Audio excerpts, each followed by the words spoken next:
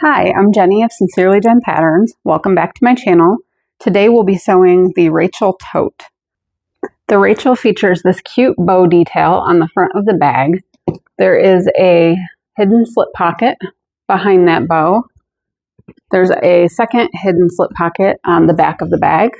We have two D-rings on the handles that are for hanging charms. Those are optional. The lining closes with a recessed zipper panel. There are two D-rings inside on opposite ends to use a crossbody strap if desired. There are directions to make the crossbody strap in the pattern. Inside the bag, we have a unique zipper overlay panel that includes a slip pocket at the bottom. And on the opposite side, we have a divided slip pocket.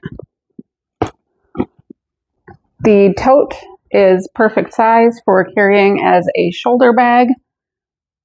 If this bag is too big for your everyday use, the pattern also comes with a handbag size. So you can choose which bag suits your needs based on the measurements. In this video, we'll be making the tote size Rachel. So if you don't already subscribe, go ahead and subscribe to my channel. Hit the thumbs up button if you like what you see. And please share your finished bags in the Sincerely Jen Patterns Facebook group. I love to see what everybody's making. Thanks for watching. All right, we are going to start out with the handles on this bag so that we can get those finished. Well, we have a nice full bobbin, and we'll do the crossbody strap as well at the beginning. So for the tote size, the handles are meant to be shoulder straps, but you can make them shorter if you choose. Obviously, straps are totally customizable in any pattern that you make. I marked the center. I marked the center lengthwise down the wrong side of each of the four handle pieces. And then I'm just using 1/2 inch wide double-sided tape directly along that line, centered over it.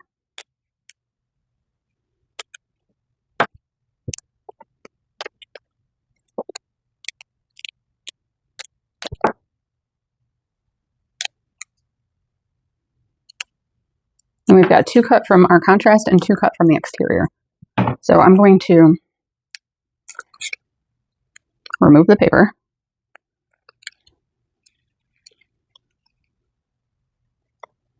And fold each of the long raw edges into that center marked line.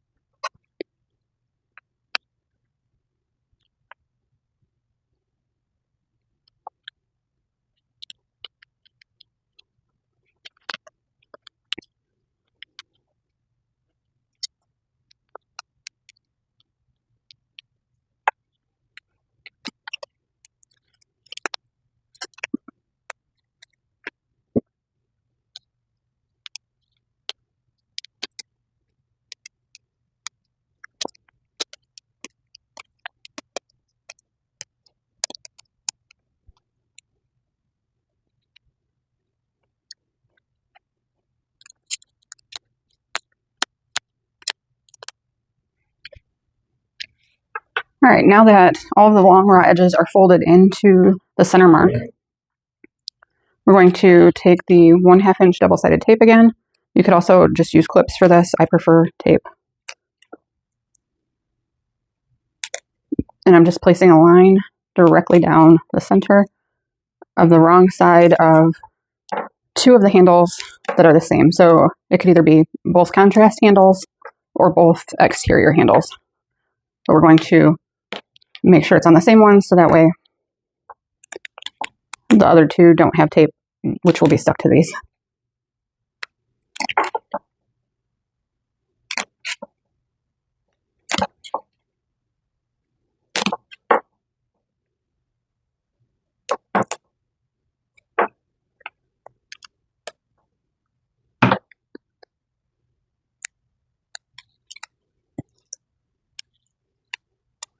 All right, now I'm going to place a contrast handle, wrong sides together, with the exterior handle, and carefully line it up down the entire length.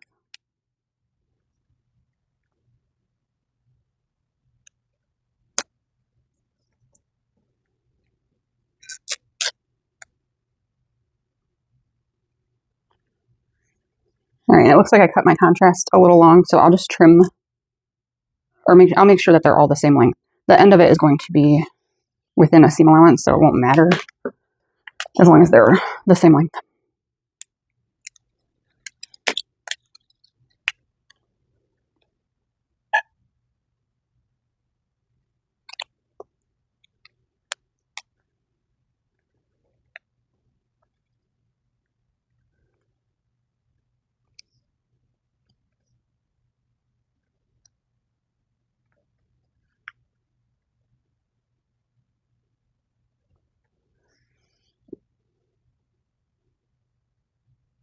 Okay. So now we are going to sew down both long folded edges using a 1/8 inch seam allowance. I have my stitch length set to 4.5.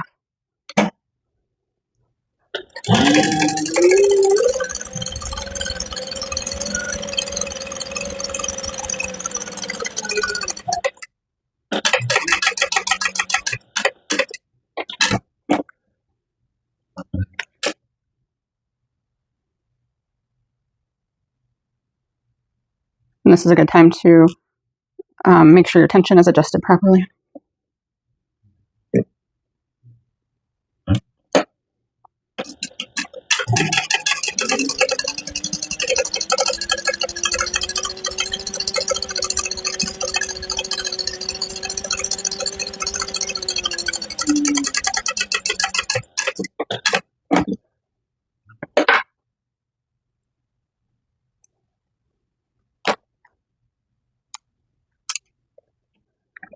All right, we'll repeat with the second handle, the same process.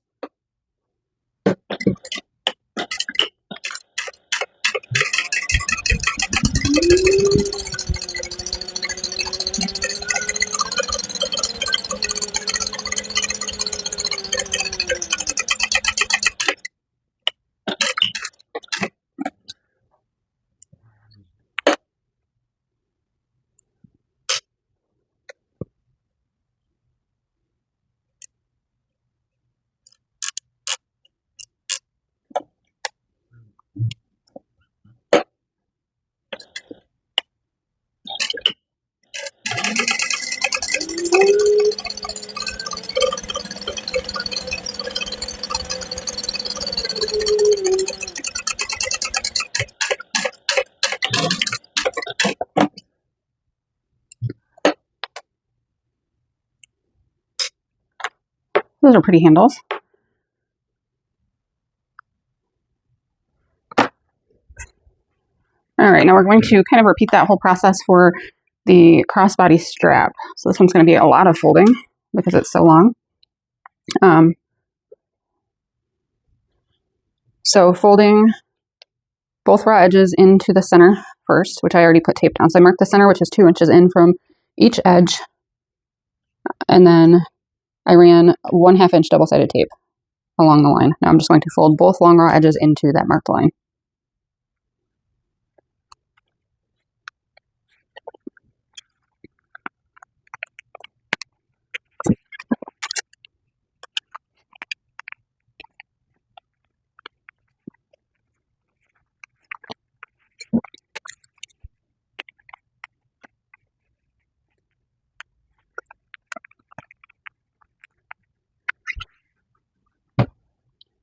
All right, now we're going to put a row of 1/2 inch double-sided tape down one side of the crossbody strap.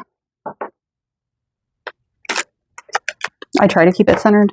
My machine is not mad at me when I sew over double-sided tape. I know some people have issues with that, but I do try to keep it out of the seam allowance as much as possible.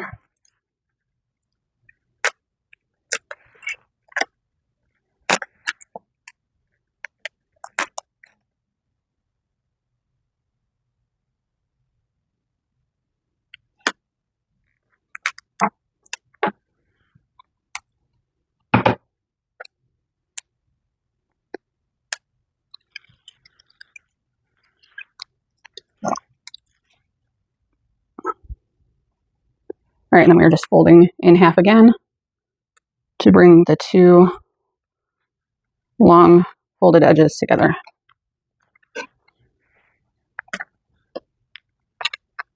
And you can also use a few clips to hold this together. It won't hurt.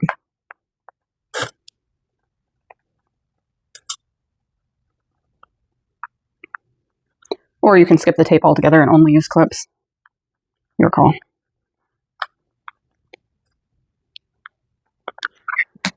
I do remember making a lot of crossbody straps back in the day before double-sided tape was like real widely used or known about. I didn't know about it.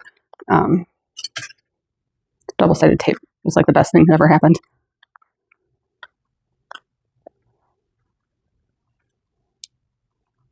All right, now we're going to sew down each long edge of the crossbody strap using a 1/8 inch seam allowance.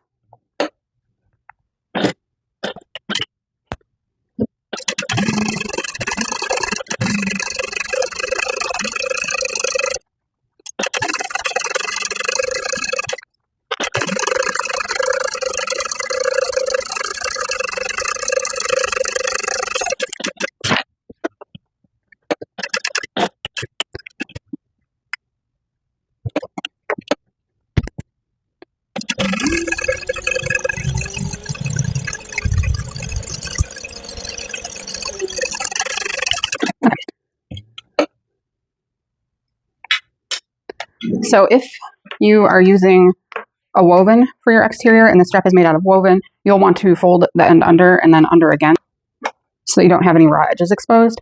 Since my exterior is vinyl, it's not necessary to do that. I'm not sure where I got this strap slider from, but it's the most at Big Mouth, I guess. So I'm using it. So you want to first,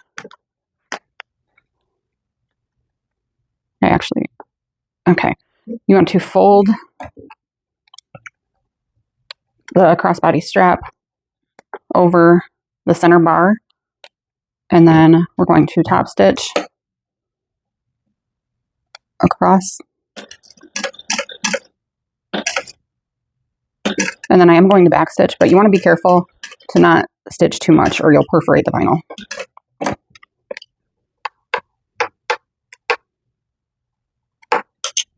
And then I'm going to do one more row closer to the edge of the vinyl that was folded back.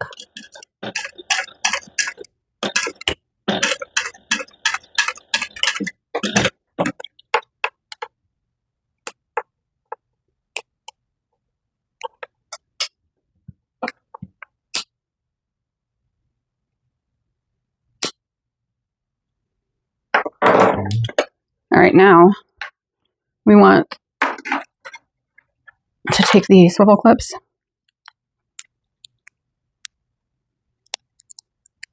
This plastic is my arch nemesis.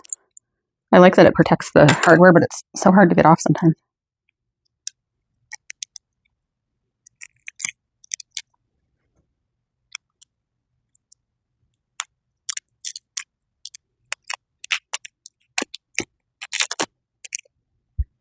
All right, we're going to slide one of these on, and then we're going to take the end of the strap through over the center bar and down through the other side. So it's like this. Make sure that it adjusts properly. Okay. And once you're satisfied with that, make sure that the adjuster is right side up. Place the other swivel clip on this side and fold the edge back. And again, if you're using woven, you'll want to fold it under and then under a second time. So it should be like this, and that should be on the top while this is on the top. And then we're going to sew this similarly to how we sewed, or you could also use a rivet here. I'm going to sew close to the hardware first.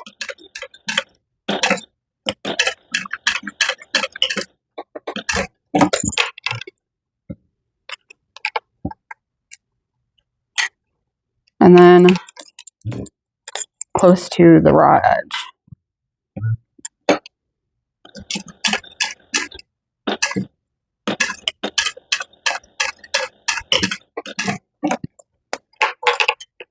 All right, now we've got the crossbody strap and the handles done, which we will appreciate when we get done with the bag already having this finished. So I'm just going to kind of wind it up and set it aside for now. All right, now we're going to make the bow. All right, so we've got the bow front, which is cut like this, the bow back. We do this because it's easier than trying to match up the raw edges to just trim around after you sew it. So I'm going to place a row of double-sided tape down the center on the wrong side of the bow front, not on the little tab parts.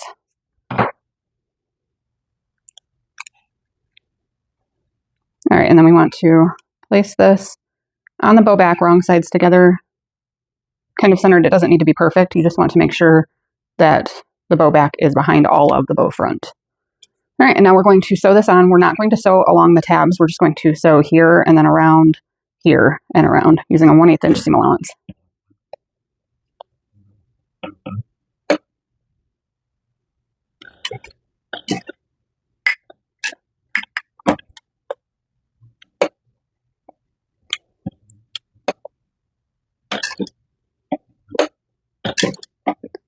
I do sew slowly, and as I go around curves, I will adjust after every single stitch. So take your time on this.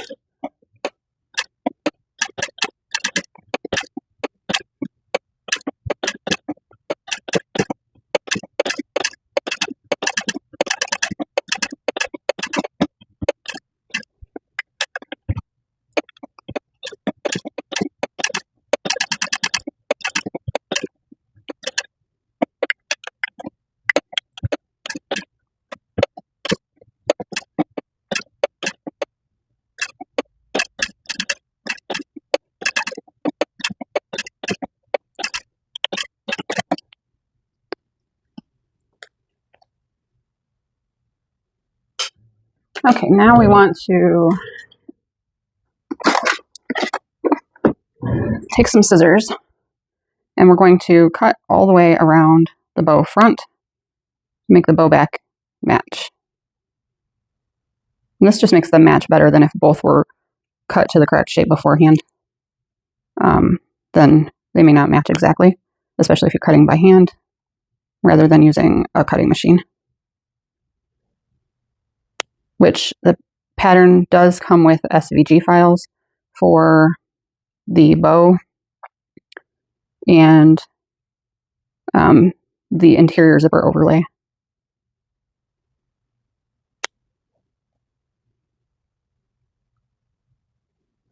So because this is a raw edged piece, you do want to make sure that you're using something that will be okay to be raw edged.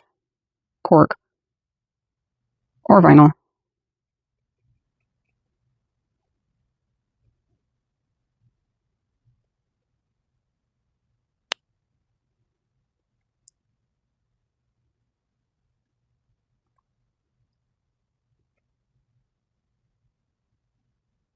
And also, if you choose, you can use an edge paint on this. Okay, so we've got that done.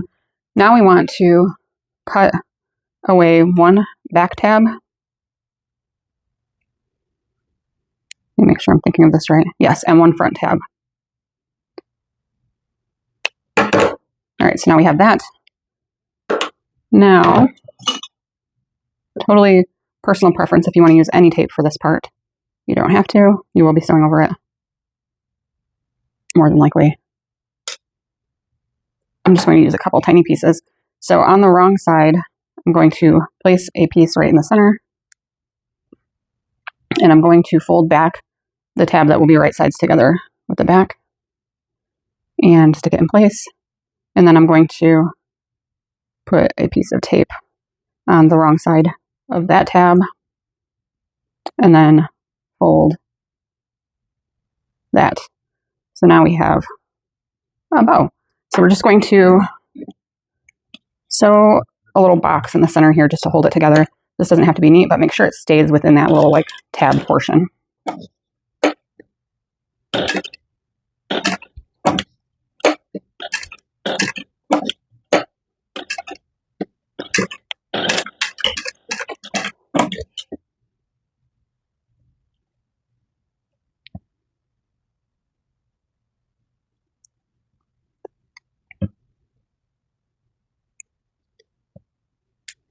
All right, now we're not going to do anything with that just yet. We do have the bow center, which is a raw edged single layer. And we're just going to top stitch down both long edges using a 1/8 inch seam allowance. So this top stitching is purely for aesthetic purposes. I feel like my tension is too high or something.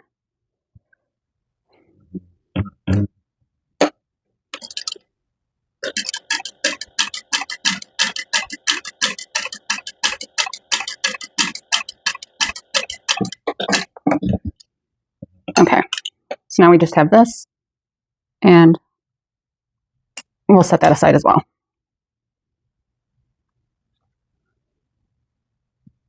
All right, so now we want to take the accent stripe with the bow support. So your bow support should be centered on the tote size. We have a 1 inch square there.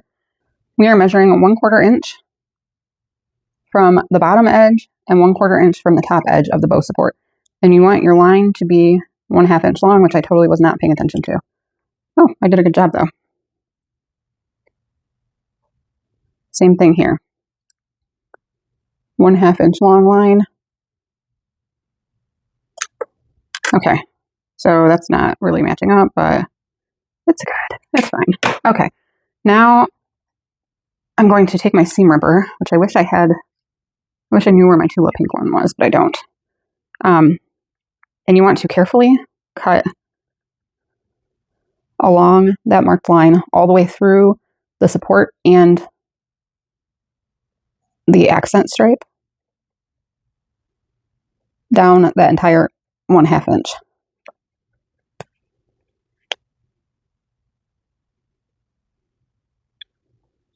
Keep your fingers out of the way. You might stab yourself.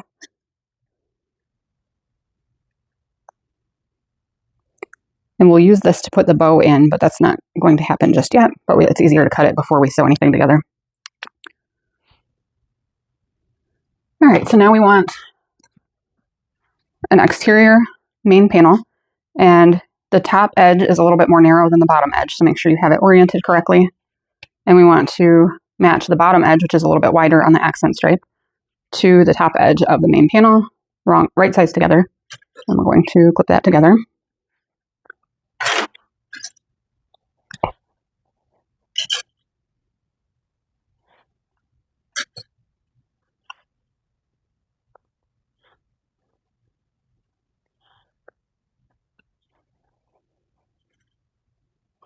And then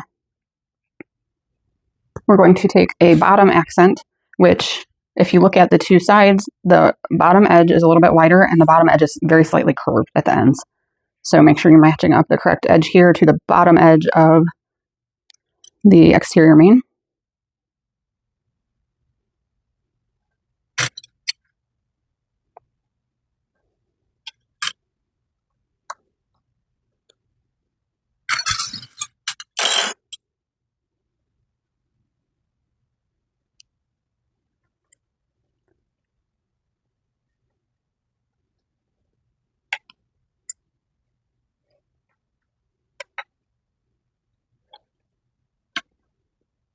Okay, now we're going to sew both of these in place using a 3/8 inch seam allowance.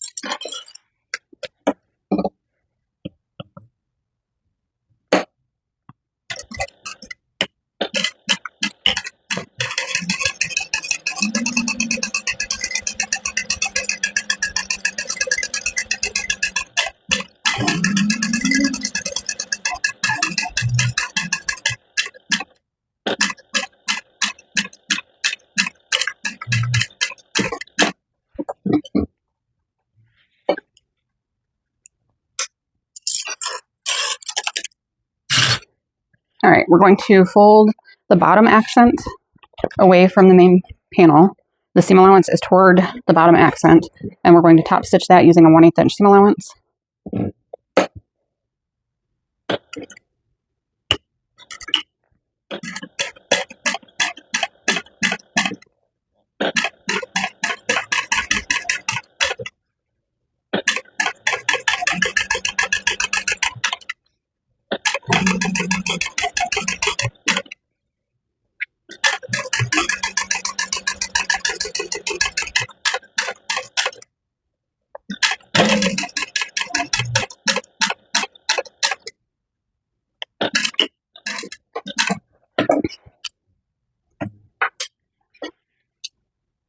All right, and at this time, we are not going to be top stitching anything with this panel. Right now, we want to fold it up away from the main panel. And on the right side, we want to mark the center, which I already have marked on the wrong side. So I'm just going to kind of go around to the front and mark that. Make sure it's within the seam allowance if you're using something that's not erasable. And then we want to measure for the tote 3 inches from either side of that mark along the edge.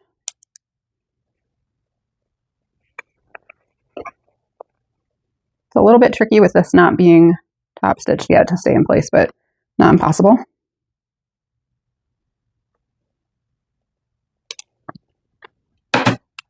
All right, and now we want to take one of the handles and place it contrast side down and match it up with the marked edge.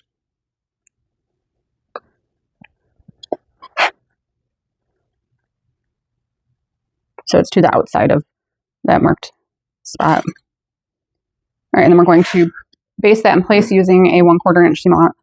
Wait, you want to slide. If this is optional, if you want to possibly hang charms on the front of your bag, slide a D-ring onto the front of that handle. Plus, it's kind of cute being there. Okay, so we're just going to base this in place using a 1/4 to 1/8 inch seam allowance.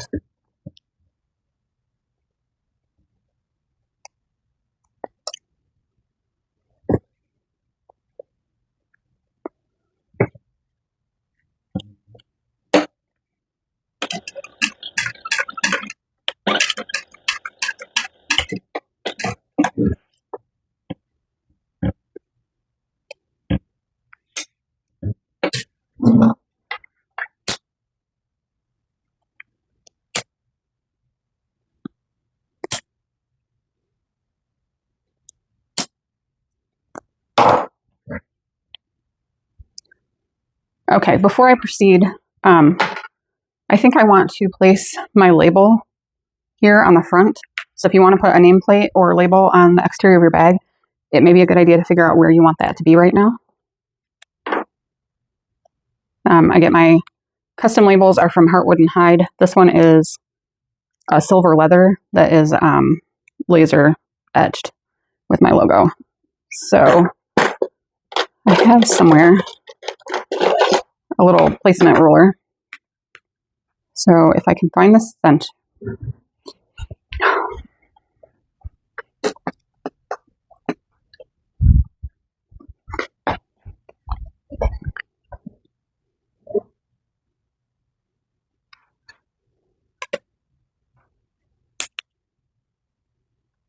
I have my center marked on the wrong side, so I'm just going to kind of transfer it over to the bottom here.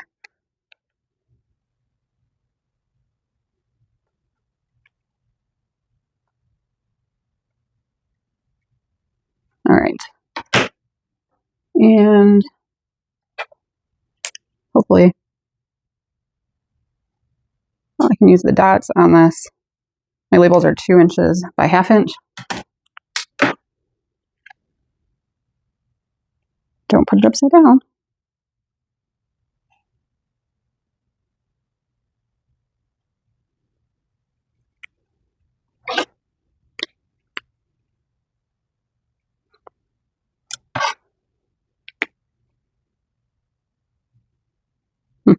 Might have been easier to use the ruler. Okay, anyway, make sure that's centered.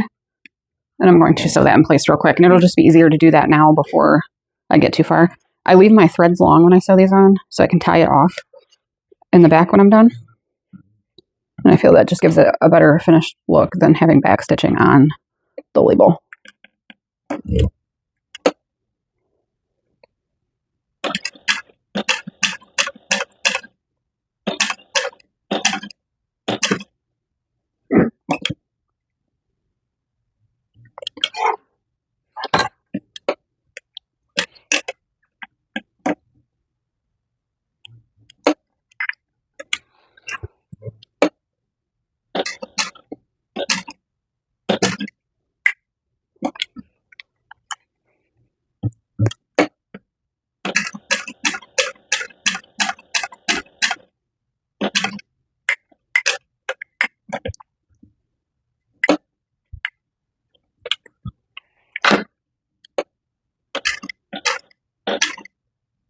And then I try to finish my stitching in the same hole that I started. Okay, flip it over and pull the top threads to the wrong side.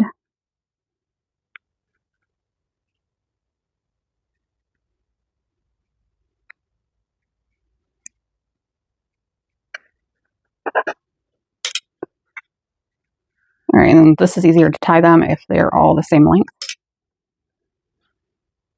And then I just grab one center one and one side one on each hand and tie a square knot.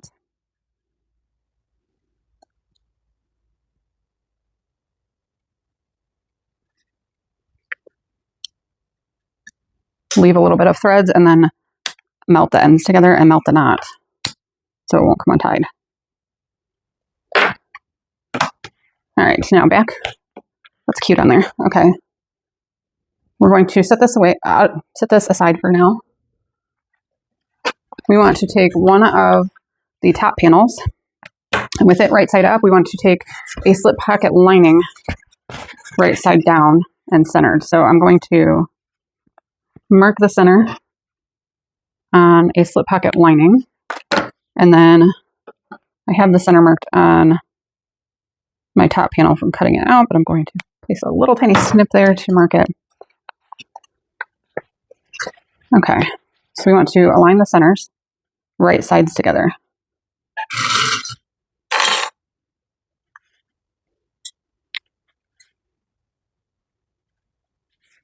And for my lining, I'm using a waterproof canvas light, I believe it is.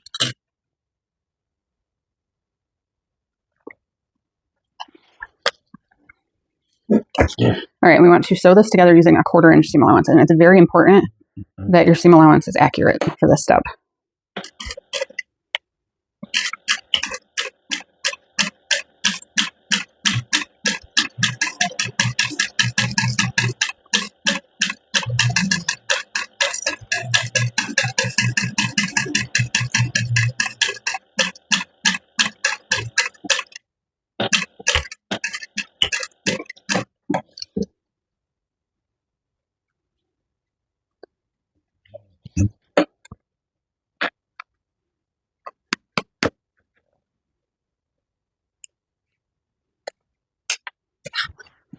Okay. Now we're going to press the lining, the slip pocket lining down away from the top panel completely. So you want to make sure that it is pulled tight, that it's not like pushed up at all. So make sure this is pressed down very, very well. And then we're going to top stitch it in place using a 1/8 inch seam allowance.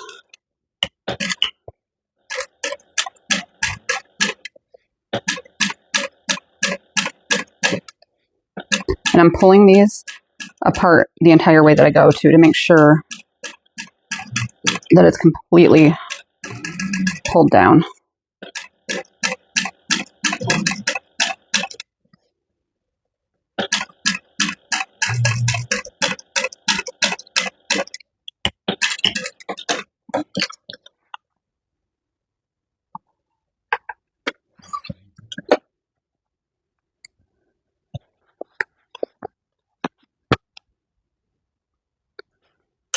All right, now on the back side, we want to measure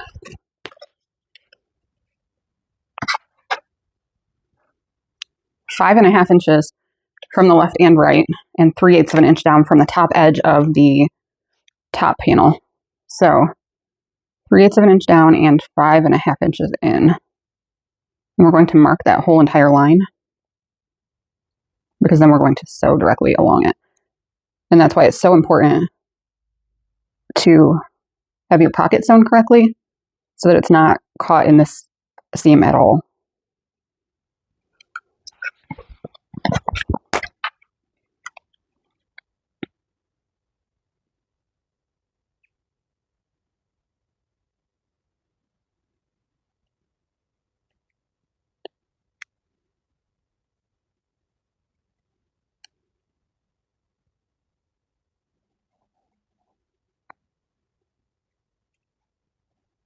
It'd be easier to mark this one if I was left-handed. Okay. So now we will place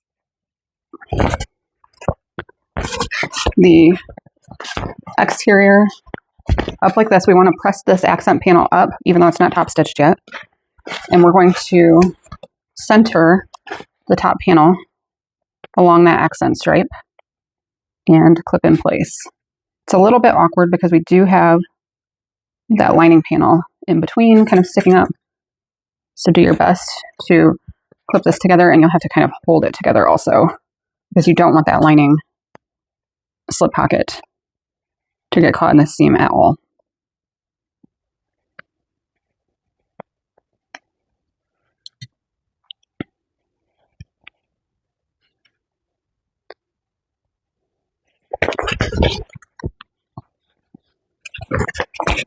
And you can kind of fold this back.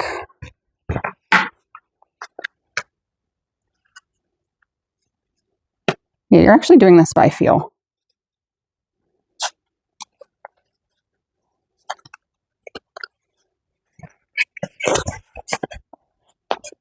I'm going to, this is 1/2 inch wide, I want skinnier. I'm going to take a piece of my 1/4 inch wide double-sided tape and just place it over the handle, just past the handle. You don't want it to go past where the end of that line is marked.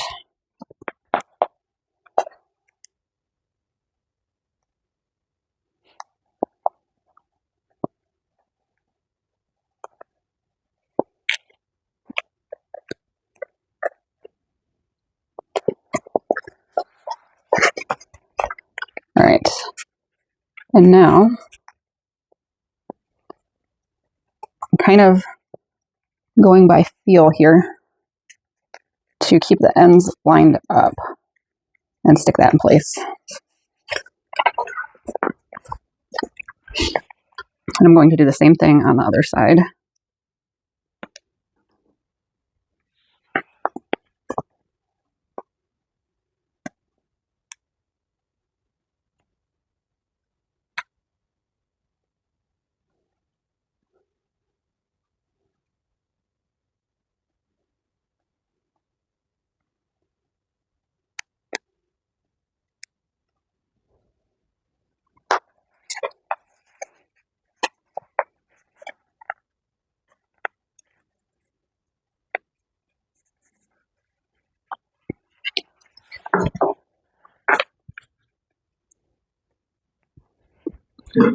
Okay. Now we're going to sew directly along the marked line, which will be your 3/8 inch seam allowance.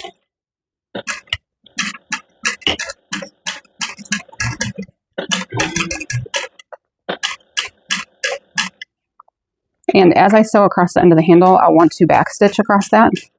I'm going to sew all the way to the end of my marked line, and then I'll backstitch from there all the way across the handle.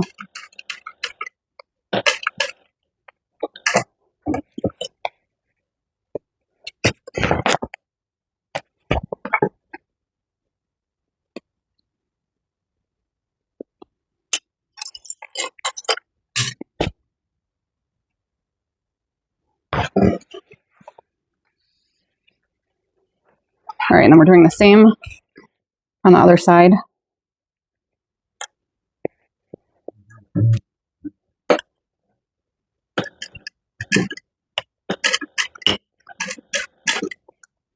Just sewing directly along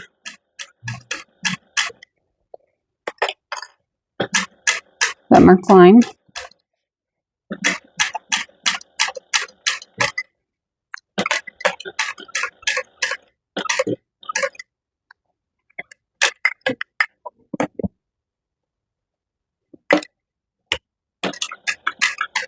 And then backstitching across the end of the handle.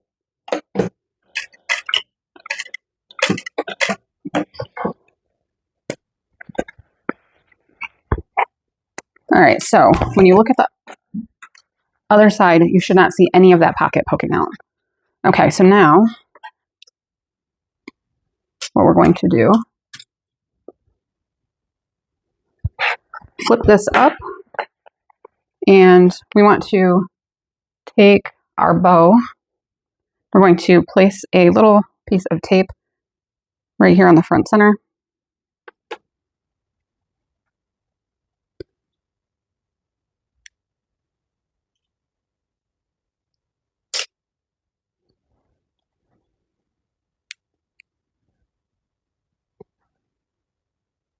And I like to make sure this is kind of centered, and stick the bow center onto the bow. And you can adjust until it looks how you want it to.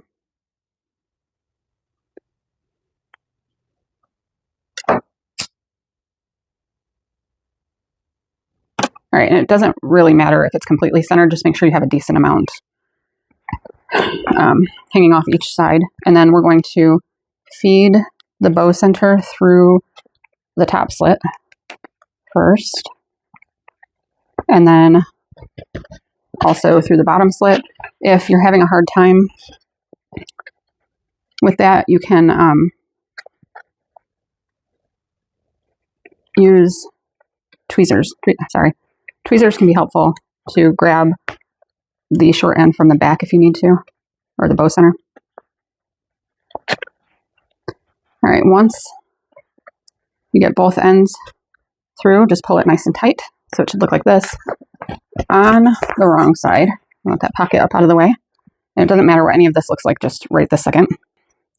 We want to make sure that this seam allowance is pressed up toward the accent stripe and that the bow center is down over top of it like this. So you can use some tape to hold this in place if you would like to. Just a little bit won't hurt, to make sure that nothing moves as you're sewing.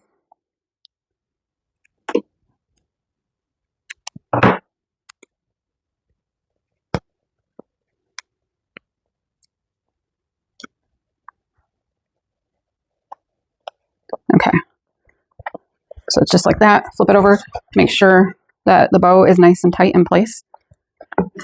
And we're not sewing through anything else here, so make sure everything else is folded up out of the way.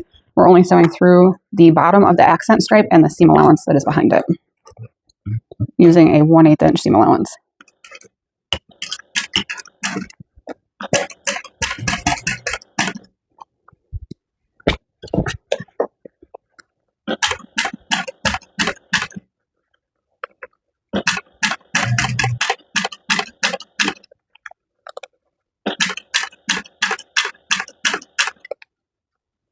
All right, and you can feel that the bow center is still in place here, but as you sew across the bow, you'll need to kind of fold it up out of the way. You don't want to sew through any of that.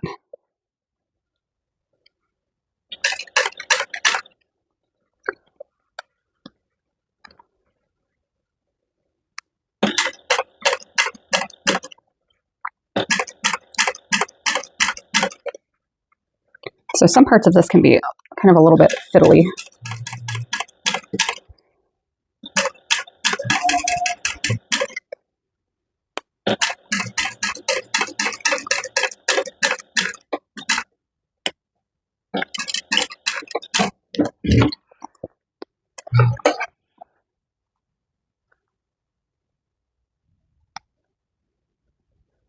All right, we're going to flip back to the wrong side now. And we want this lining panel to be folded up, and we want the seam allowance along the bottom portion to be folded down. So that tape that I used there, I'm kind of going to unstick it for this part. And actually that's fine that it's still on there. So what I'm going to do, and I'm going to add this to the directions. I'm going to mark 3/4 of an inch down from the top, which is actually even with the bow center, so that's helpful. I want to make sure, since there's no stitching or anything on the center portion of the accent stripe, it kind of doesn't want to fold down as easily as if there was a seam allowance there. So I'm going to just place a row of 1/4 inch double-sided tape and fold it down. Here we want the seam allowance to be pressed open.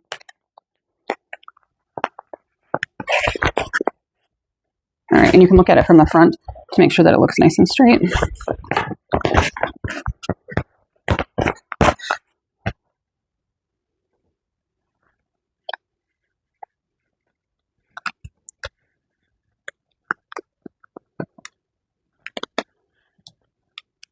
So see, every part of this is made easier by using double-sided tape. And I know I say it's optional, but strongly recommended, very strongly.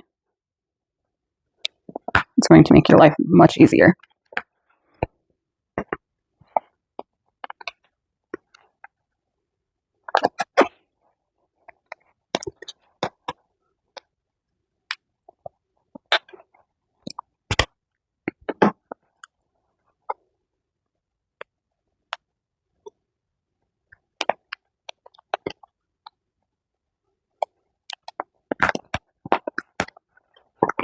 Okay, now I'm going to, we have the double-sided tape already here. I'm going to place a row of double-sided tape along the bottom edge of that seam allowance in the center.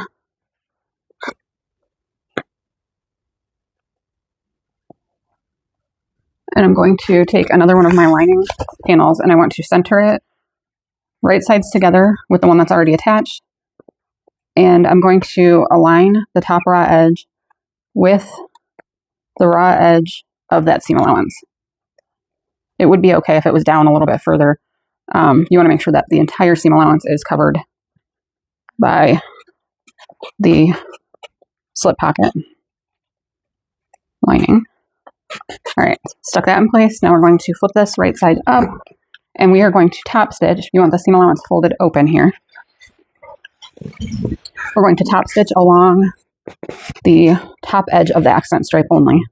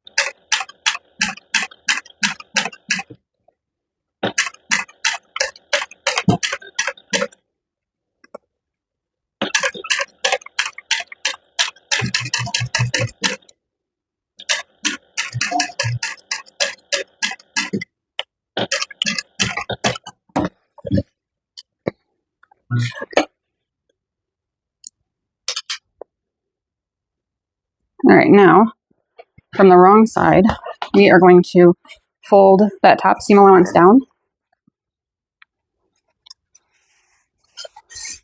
and match the pockets up right sides together. And we're going to clip them together all the way around the raw edges, down the sides, across the bottom.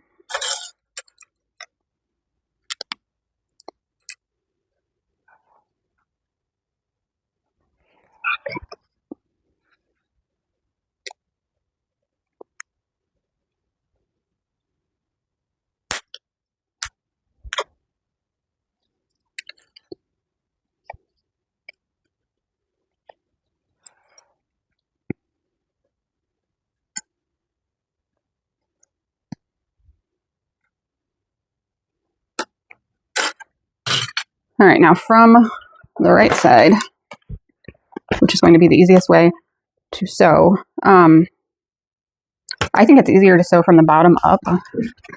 So we're going to sew up both sides and then across the bottom. I'm using a 3/8 inch seam allowance. And you're just folding the exterior out of the way as you sew. And here at the top,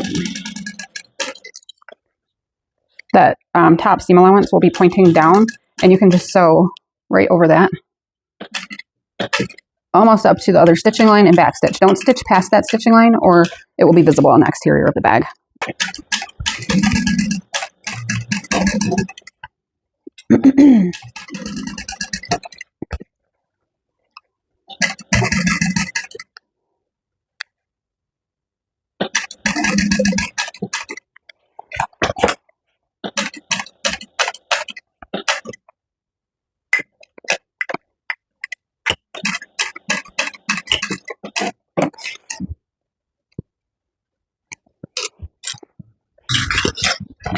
All right, and then we're just sewing the bottom together.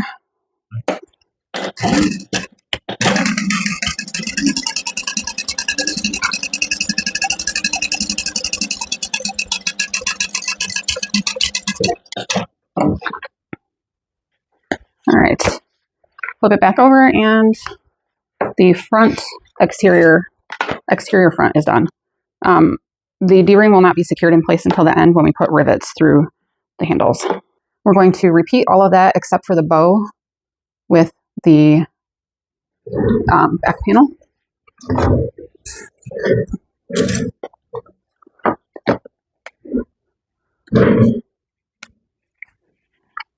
Okay, so we have the main. Place this right sides together.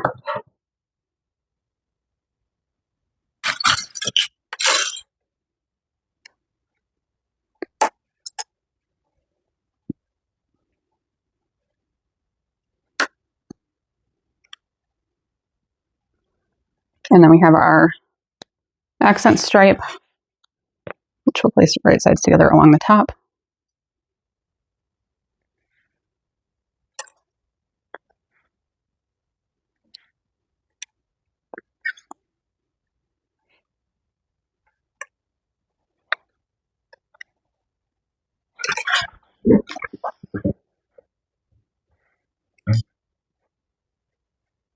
All right, and then I'm using a 3/8 inch seam allowance.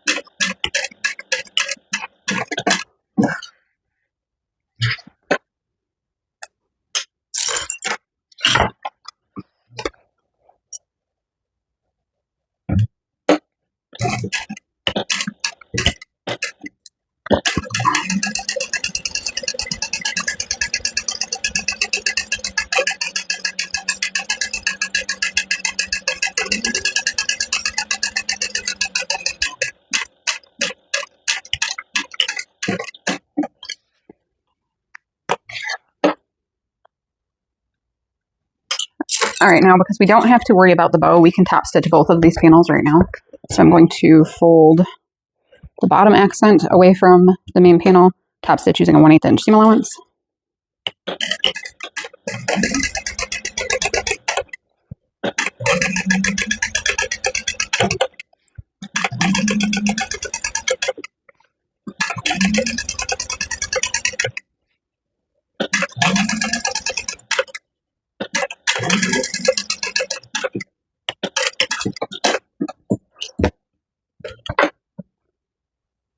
Oh, and something I said I was going to do and I did not, or maybe I didn't say. I'm going to mark 3/4 of an inch down from the top of the accent stripe because it's going to help me. Is that where I want it? I think so, yeah. It'll help me with my seam allowance later.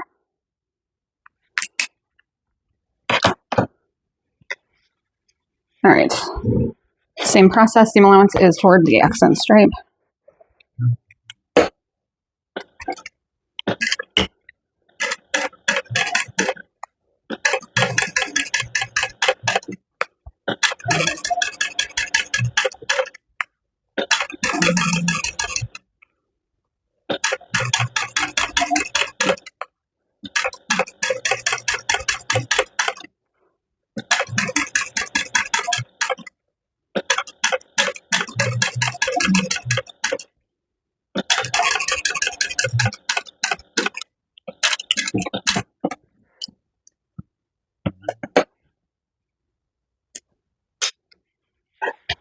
Okay, now we want to mark the center along the top edge of the accent stripe.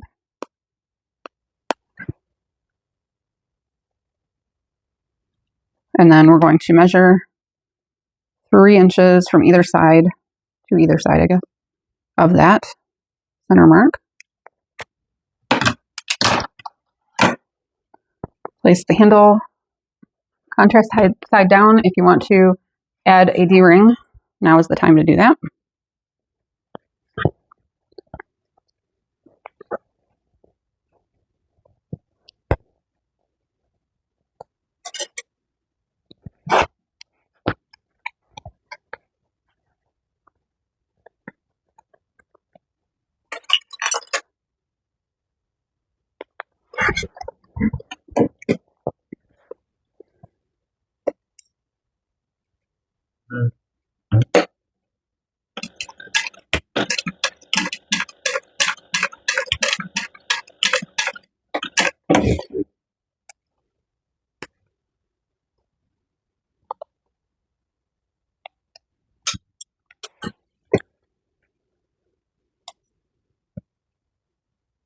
I'm basting these on using a 1/4 inch seam allowance.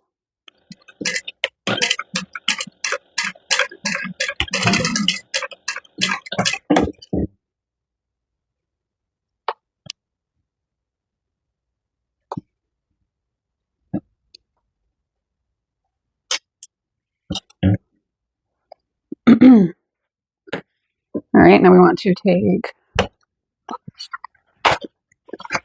a slip pocket lining. I'm going to mark the center.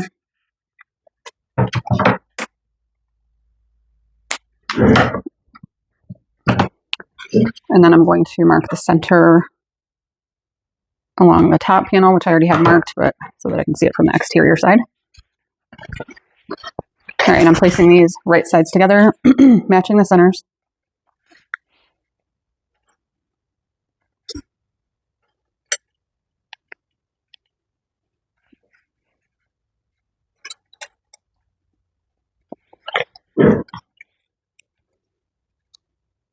All right, now I'm going to sew this together using a 1/4 inch seam allowance.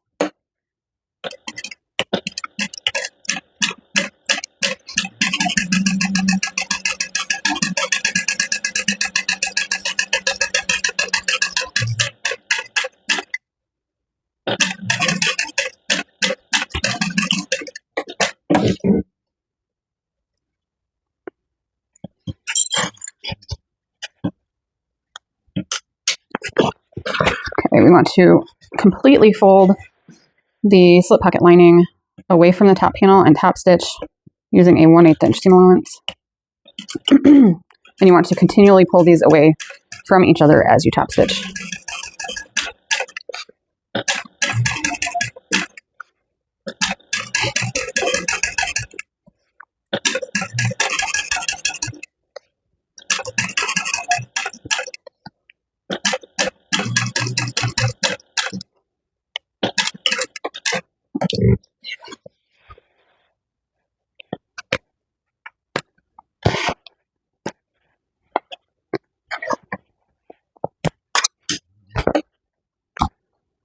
All right, now on the wrong side, we're again going to mark our lines 5.5 inches and 3/8 of an inch from the top.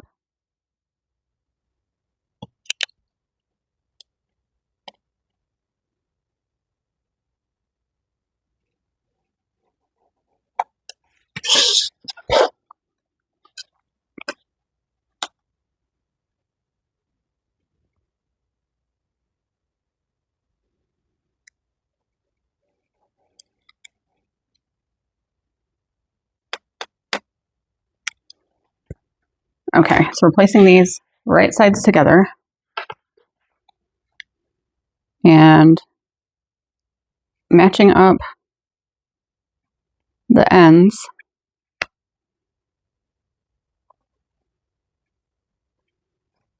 And you kind of have to do this by feel to make sure that this portion is lined up. Strongly recommend using 1/4 inch double-sided tape there.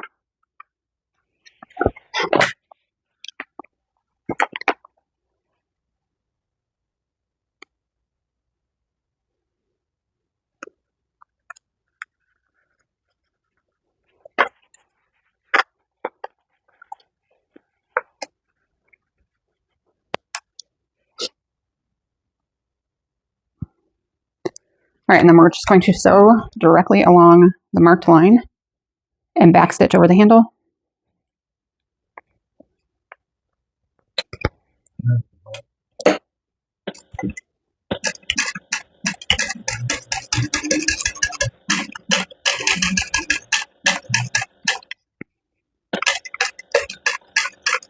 So I just sew all the way to the end of that marked line, which is just past the edge of the handle.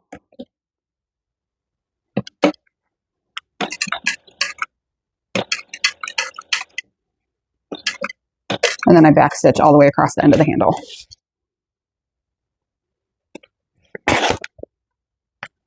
And then I repeat on the other side. I like to start sewing from the edge, so I flip it around and again sew directly along the line.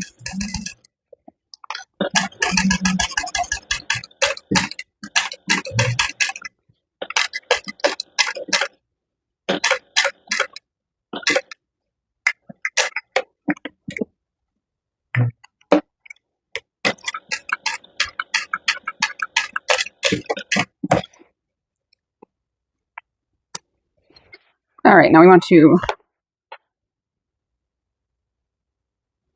flip this right side up. We already top stitched the bottom edge. So from the back side, I'm going to use double-sided tape along the seam allowance here because it's going to make it easier for me to fold back, especially along the edge that has no stitching in the center.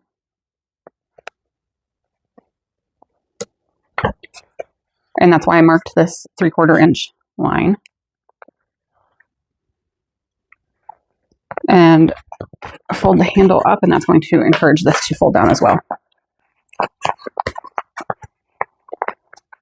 All right, between the top panel and the accent stripe, we're pressing that seam allowance open.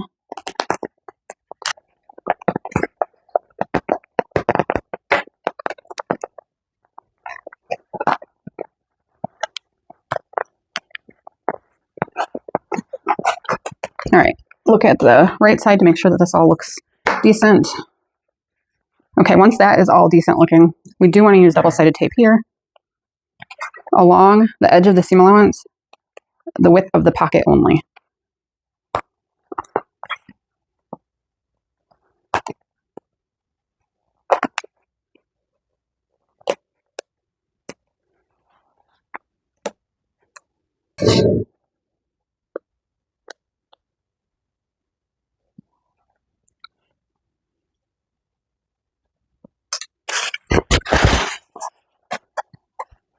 All right, place the lining panel right side down, aligning the raw edge with the raw edge of the seam allowance on the accent stripe. All right, now from the right side,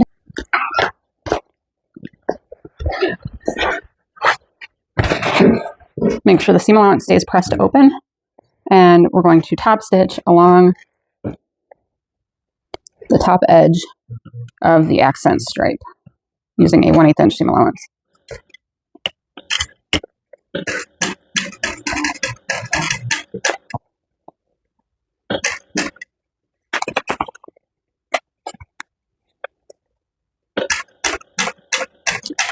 And you can go by feel to make sure that that seam allowance is staying pressed open. It is very important, otherwise you will sew your pocket closed. If you didn't want a pocket on the back of the bag, you could skip it and you would just sew the accent stripe to the top panel. But who doesn't like extra slip pockets?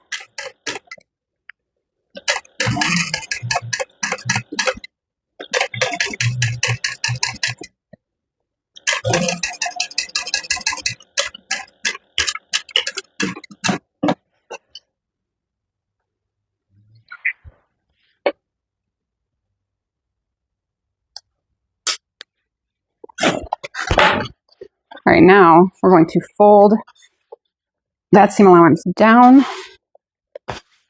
and we're matching the right sides of the lining slip pockets together, and we're just going to clip them together. And I clip them with my clips upside down because I'm going to sew it from the other side. So make sure that that seam allowance is pressed down as you clip these together.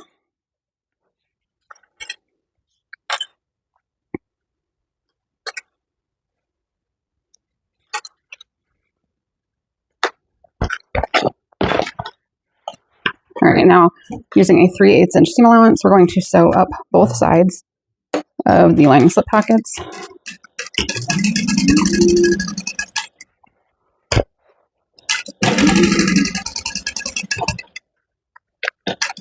And you can sew right over that seam allowance, but do not sew past the stitching that is there.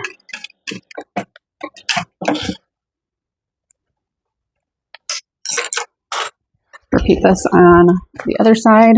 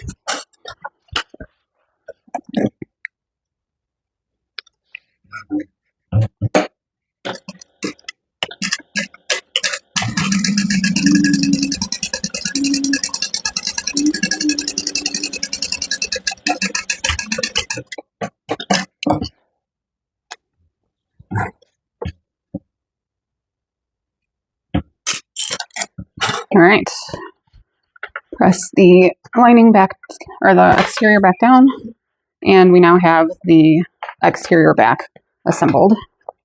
That is freaking amazing. That looks so good. Okay, so that's the exterior back.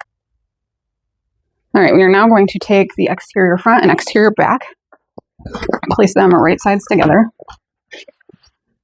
We want to pay special attention to make sure that we match up all of the different accent panels and seams along the side seams.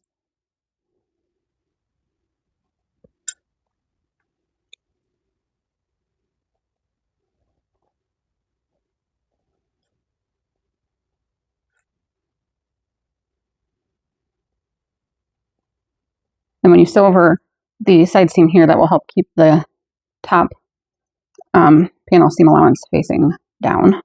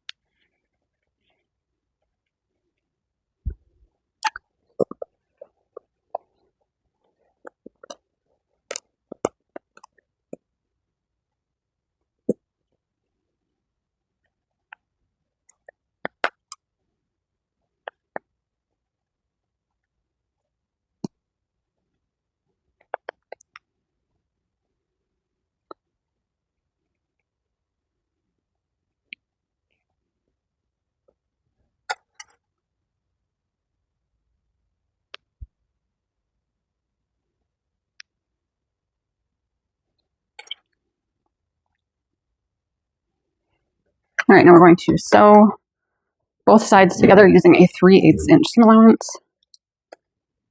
You may want to use a hump jumper as you sew across the seams, or the seams where the accent panels and top panels and main panels all meet.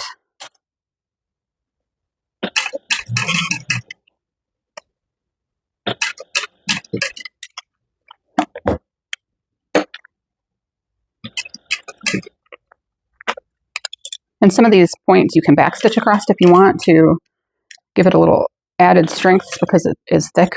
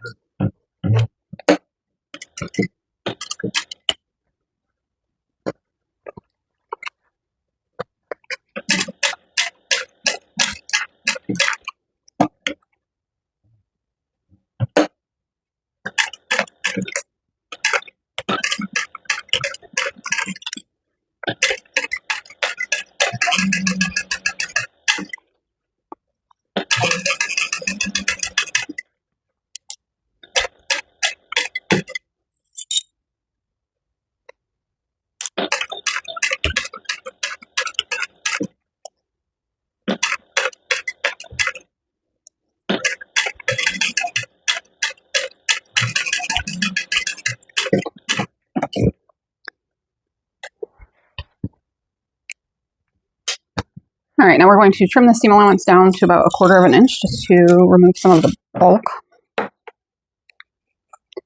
So I typically will just cut it kind of in half. I know that half of 3/8 is not a quarter, but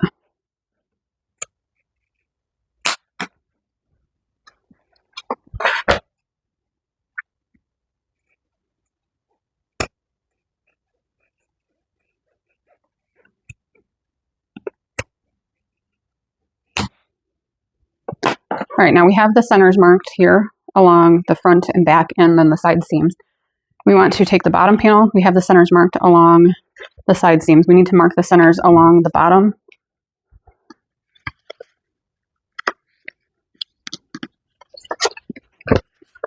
I'm sorry, we need to mark the center along the short edge. I only printed one set of the pattern pieces and then I just cut the seam allowance off to cut my interfacing rather than, usually I will print 2 sets, use one for interfacing. So next time I make the tote size, I will have to print new pieces. Okay, so here if you want to, this can be easier to sew if you clip about 1/4 inch into the seam allowance along the curves. So all the way around the curved ends. Just make sure that you don't go further than 1/4 inch. The seam allowance we are using is 3/8 inch.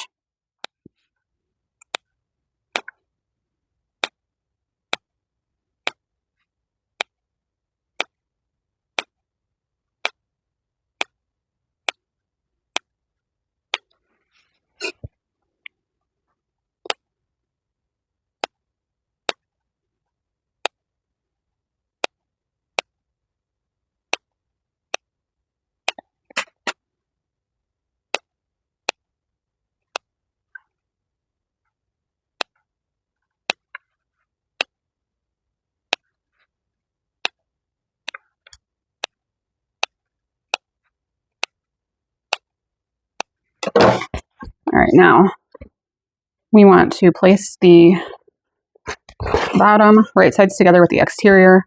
I'm going to first match the centers along the sides and clip it together. I like to clip at the center and then I'll put a couple clips on either side of the center. This is also a great bottom to use staples on if you like to use staples. This is a little bit difficult to keep this on camera. Okay, now we're matching up the center along the other side.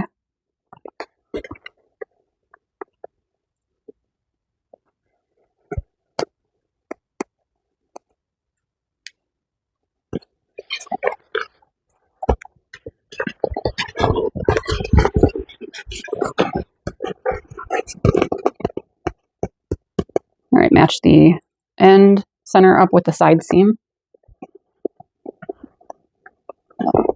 And then we just ease around the curves. So the way that the bottom will fit is that the exterior panels kind of wrap around the bottom panel.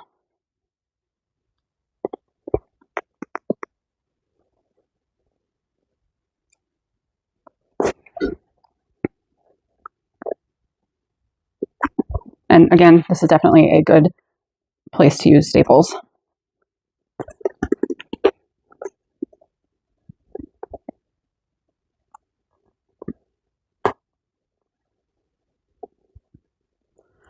Oh, this is killing my shoulders.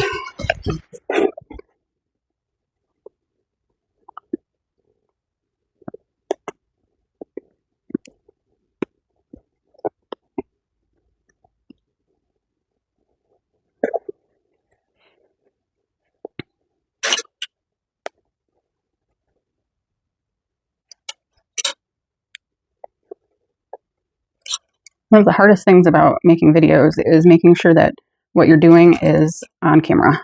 And it is extremely difficult. If you've never filmed yourself making a bag, try it once.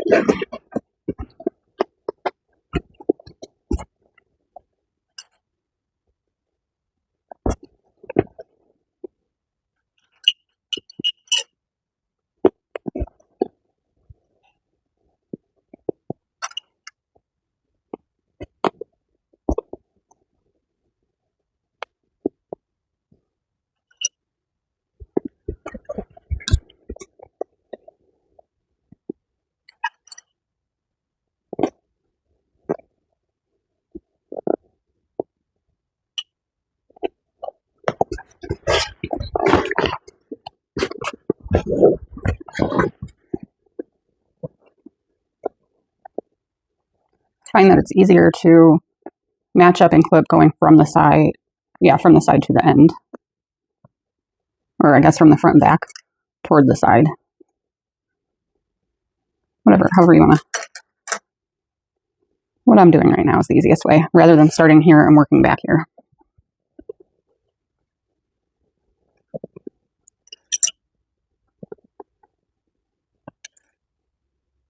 All right, and the bottom fits quite perfectly. So now we're going to sew this in place. I'm making sure that my lining slip pocket panels are folded back out of the way. And if you choose, you can switch over to a zipper foot. So I like to start along one of the longer edges. We're just going to use a 3/8 inch seam allowance to sew all the way around.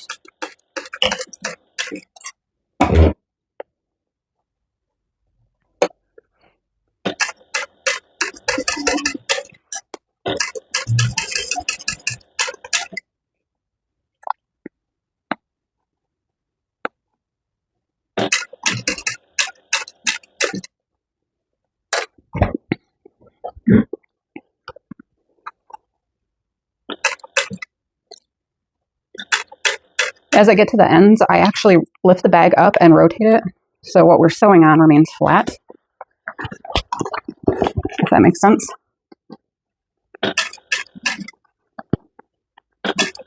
I use my screwdriver as a stiletto. I do have a stiletto also, but I find that the wider edge of this is a little bit easier to use.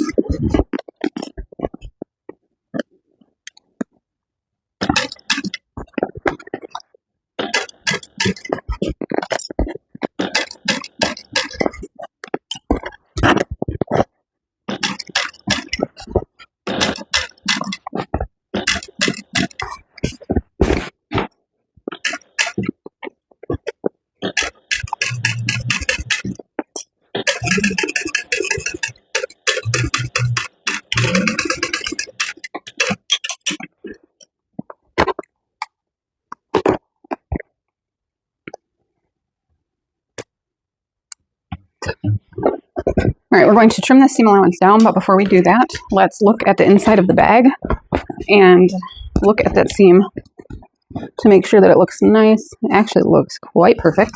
Okay, that's what I love about the Mormino Luxe vinyl. It has such a good, like, I don't know, it sews just very nicely.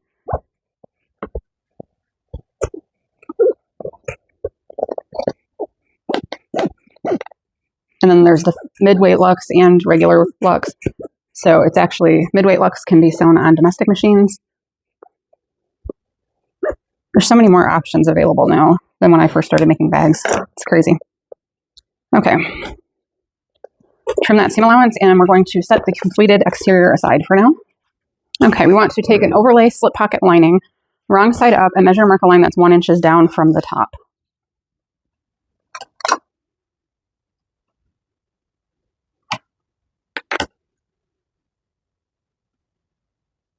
I'm going to measure this one with a chalk pencil just to make sure that it's not going to show through, since this canvas that I'm using is light.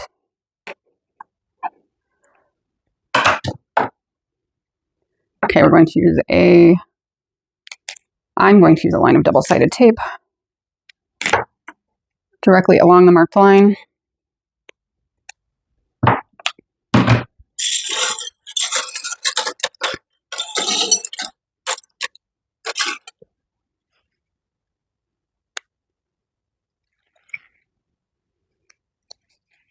And then we're going to fold the top raw edge down to that marked line.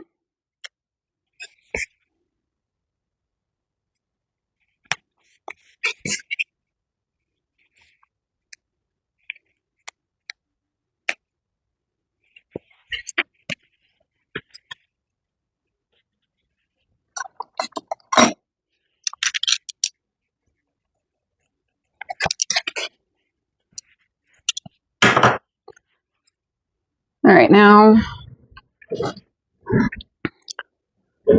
we are going to take a row of 1/8 inch double-sided tape and place it directly along the bottom of the bottom cutout on the overlay.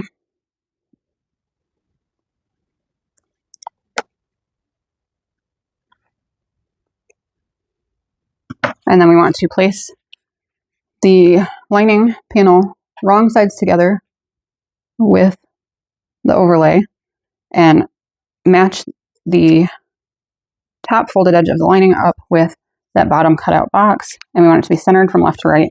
There is a small gap around the sides just to prevent the lining from showing on the other side when we sew it. Okay, so now we want to, it's totally optional to actually like measure and mark the 1/8 inch. But if you want your stitching to look precise, make sure you measure it with chalk or something erasable. I don't know if I'll be able to see that. And we're not going to back stitch anything.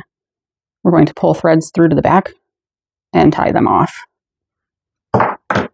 So I want to start sewing from one of the lines I just marked, and we're only going to sew along the bottom edge of this box using a 1/8 inch seam allowance.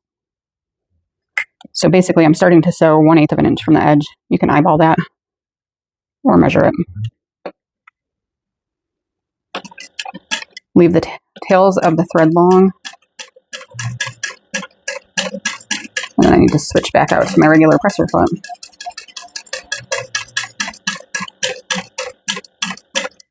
And stop when you reach the other 1/8 inch marked line.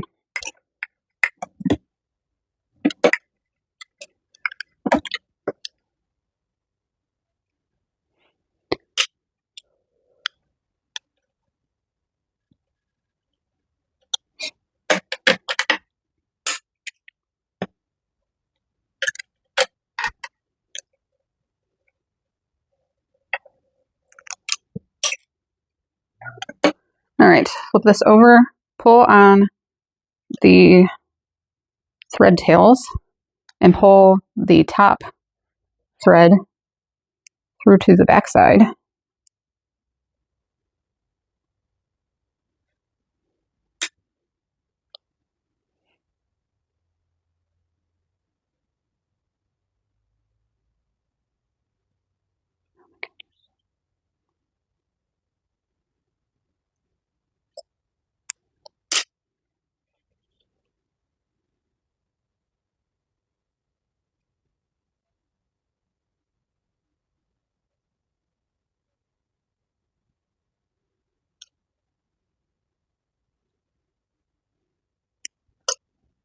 All right, here I'm going to use 1/8 inch double-sided tape around the outer edges of the overlay. And I will also use it along, I guess, the top edge of the bottom opening, which would normally be like the bottom edge of your zipper overlay if we didn't have this whole slip pocket situation. Whatever, just don't put tape around the center portion yet.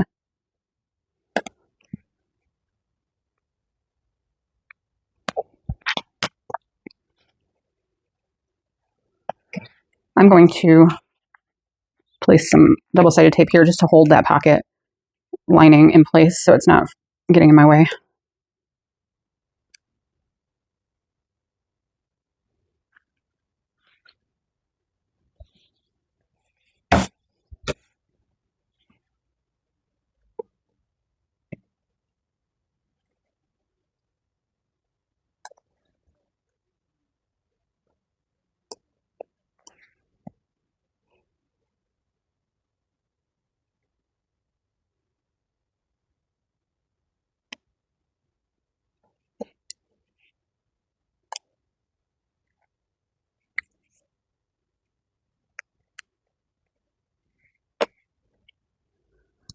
Okay, so I'm not immediately going to pull all this tape off, but I will pull off the top edge And I'm going to take one lining main panel. Center is marked here.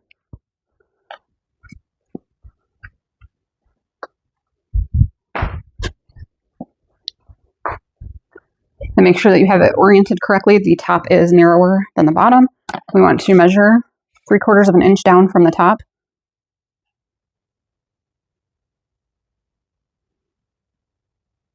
And then we're going to center the overlay.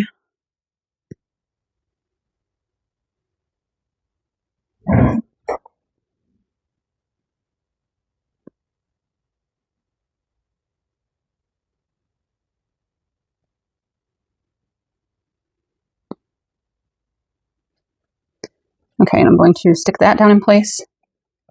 Make sure that it is nice and straight before I peel any other tape off.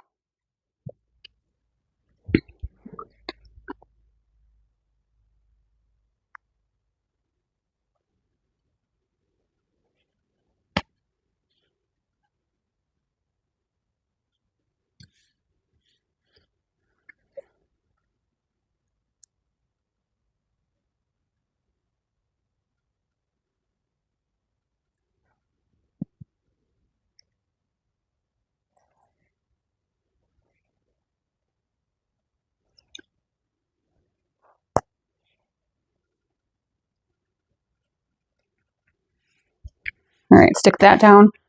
We're going to first sew around the bottom portion of this, tie the threads off in the back, and then we'll sew around the top portion of it, also tying the threads off in the back.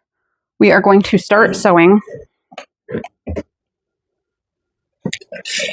all the way over here, right at the current stitching that's there.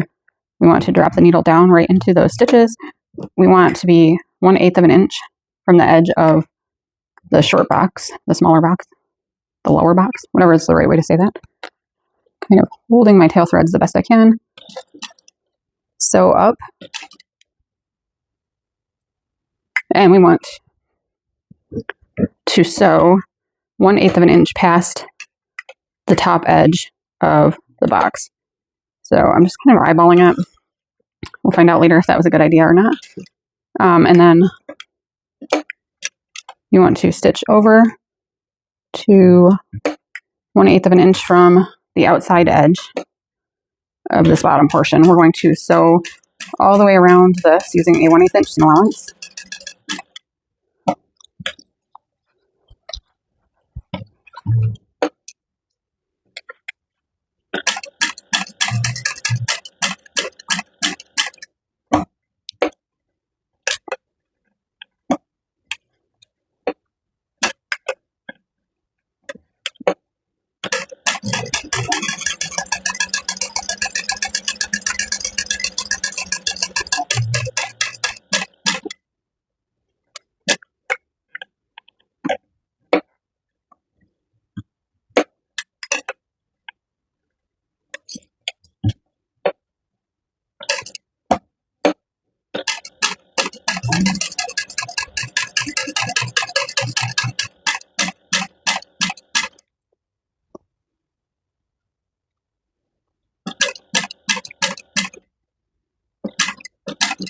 All right, when we get here, we want to sew 1/8 of an inch up past the, and then stop when we're about 1/8 of an inch from, so it can definitely help to mark these lines out. And then we're going to sew back down to that first line of stitching. Stop right there. Leave the threads long. What a perfect spot to run out of bobbin. Today is my day, clearly. Okay, we're going to pull the threads to the back and tie them off into a square knot.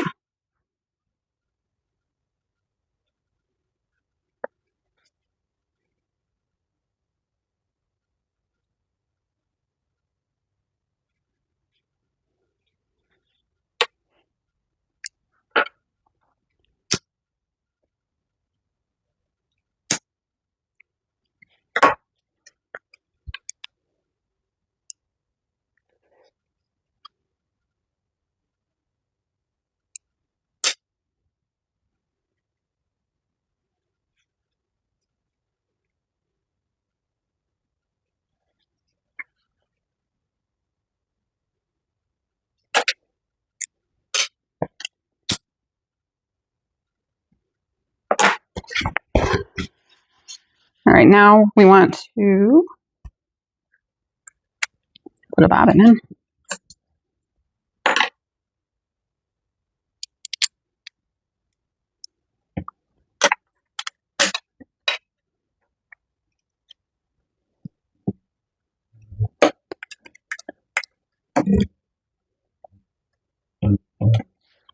Now we're going to top stitch all the way around the exterior edge of the zipper overlay, the top portion of it. Also using a 1/8 inch seam allowance. Leave the thread tails long.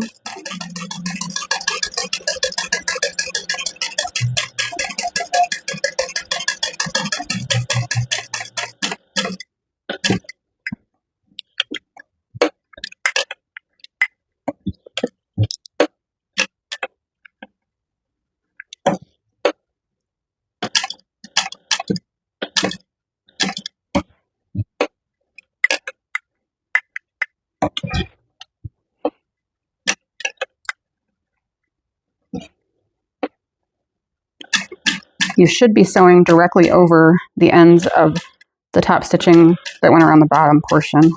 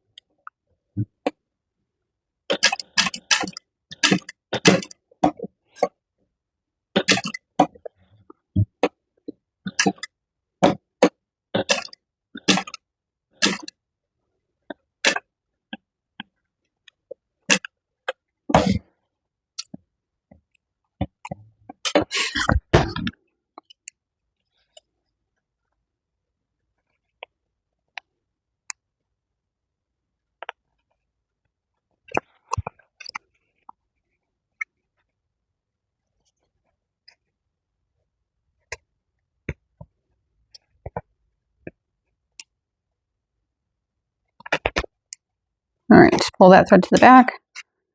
And here I'm grabbing 2 threads in one hand, 2 in the other, and just tying a square knot.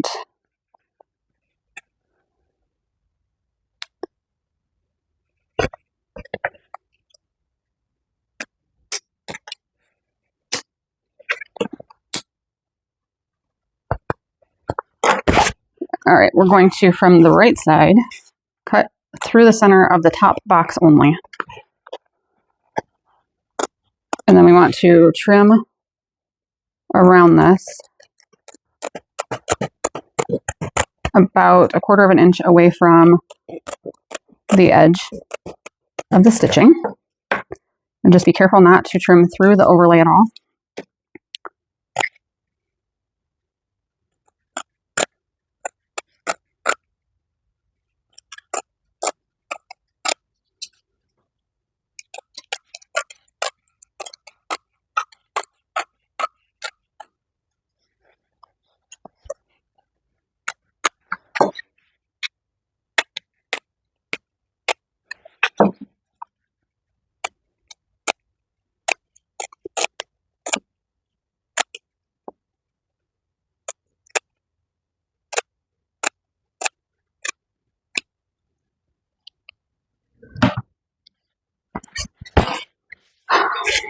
Okay, now we want the 13-inch length of zipper tape for the tote size.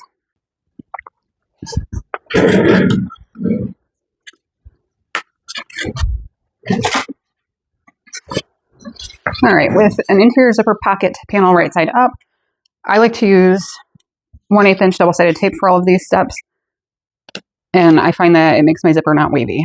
I have issues with wavy zippers when I don't use tape. So I'm going to place a row of 1/8 inch tape all the way along the one longer edge of one of the interior zipper pocket panels. And then for the tote size, we're going to place the 13-inch zipper, if I can figure out how I want to situate this, right side up on the right side of the fabric, and align one long edge with the top raw edge with the tape.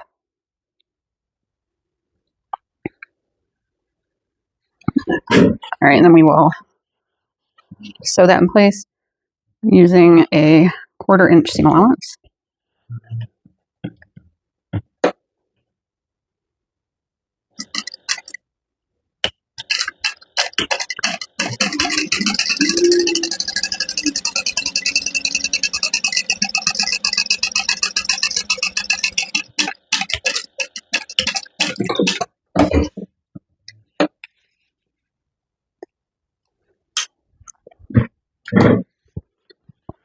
Now,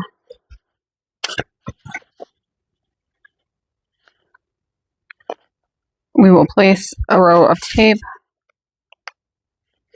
in that seam allowance.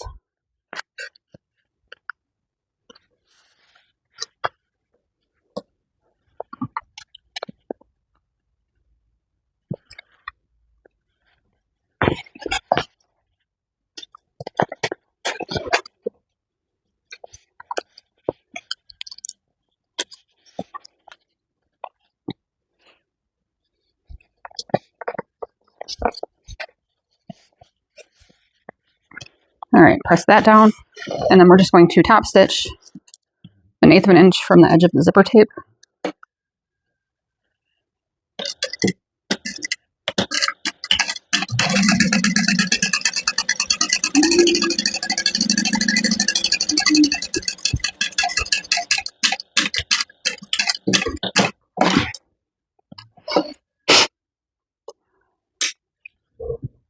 All right, take the other zipper pocket panel, do the same thing here.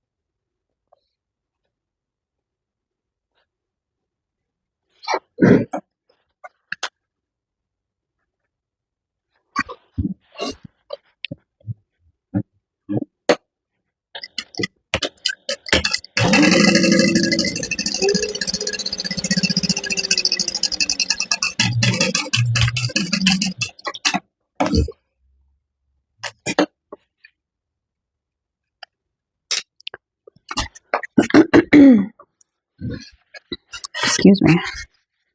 All right, now placing a row of tape here.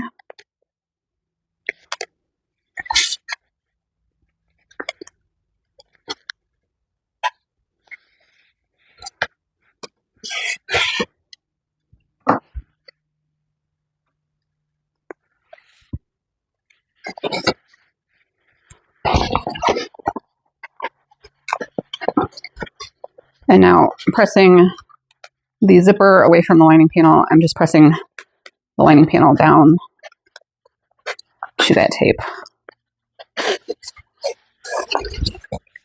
So we have this, and then we're just going to top stitch using a 1/8 inch seam allowance from the edge of the zipper again.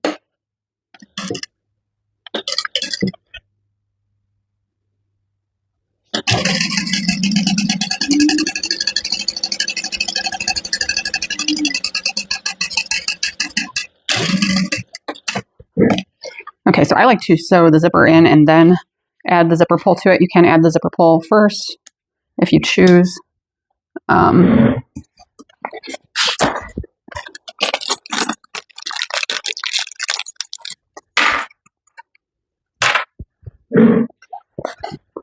So to add the zipper pull, I just separate the tape at one end, slide the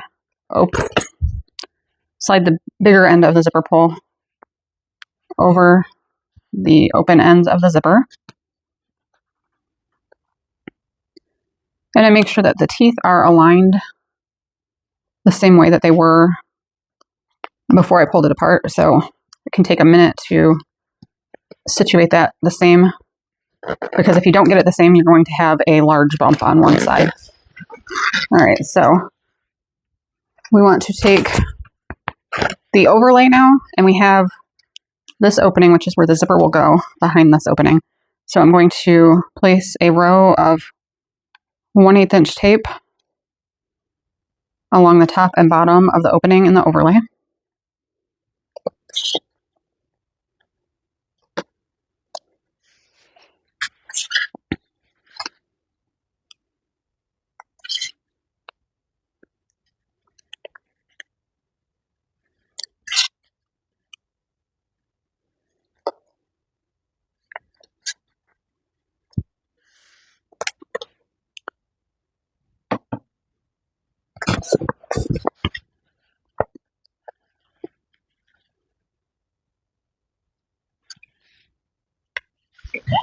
All right, now I will place the zipper behind the overlay. Kind of make sure that it's centered from left to right, which the way I have this laying is top to bottom. And then center the zipper in the opening before you stick the overlay down in place.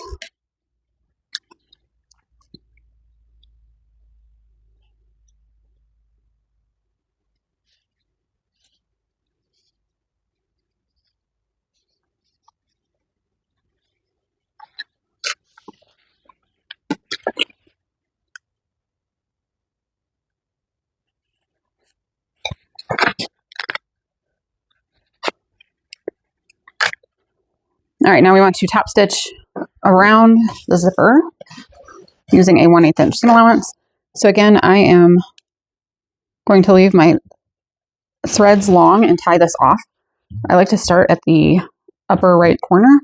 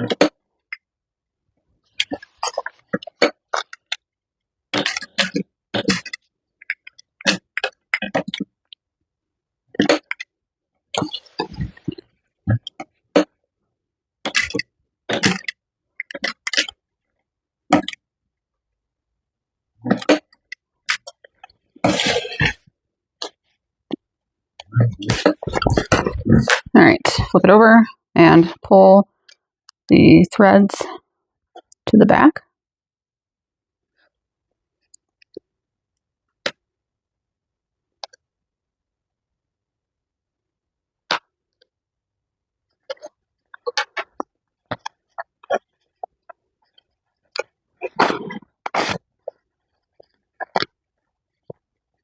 All right, and then we're going to tie these in a square knot.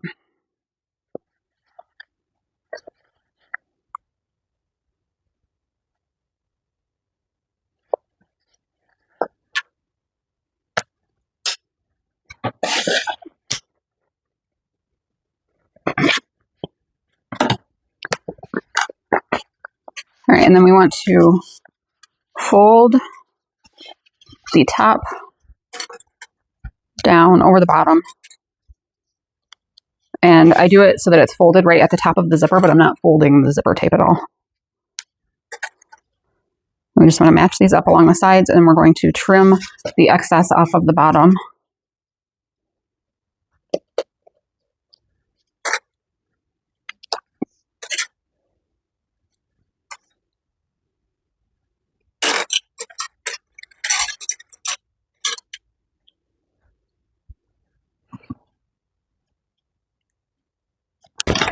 Okay, we're going to sew from this side. So we're folding the lining back out of the way, and we're going to sew these together using a 3/8 inch seam allowance directly over the ends of the zipper.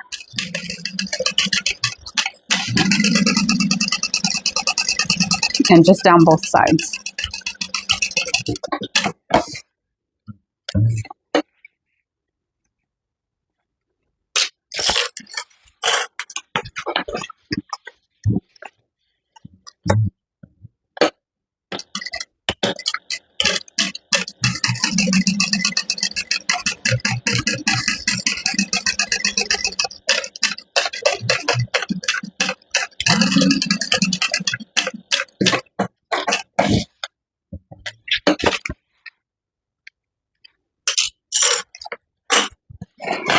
All right, so this is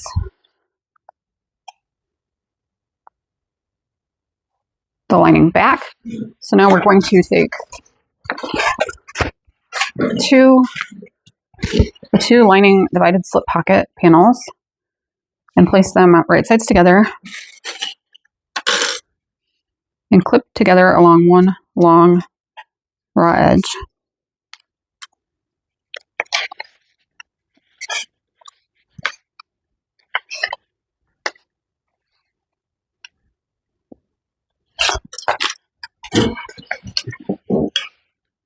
We're going to sew these together using a 3/8 inch seam allowance.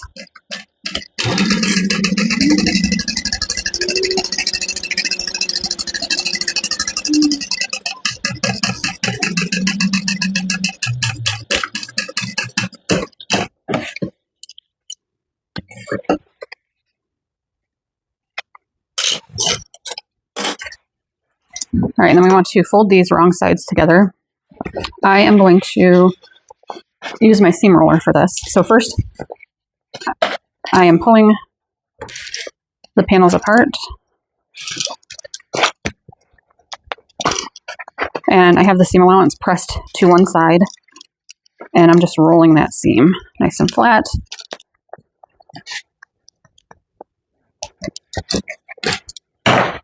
And then I will fold along that seam. And I'm going to use my seam roller again.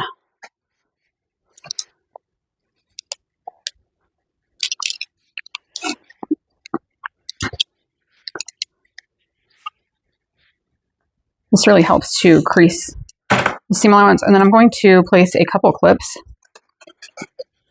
on just to hold it together.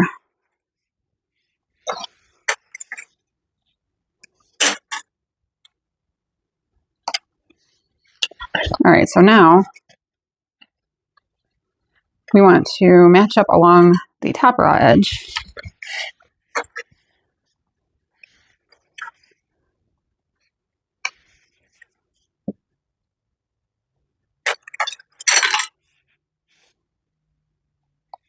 And we are just going to baste using a 1/4 inch seam allowance.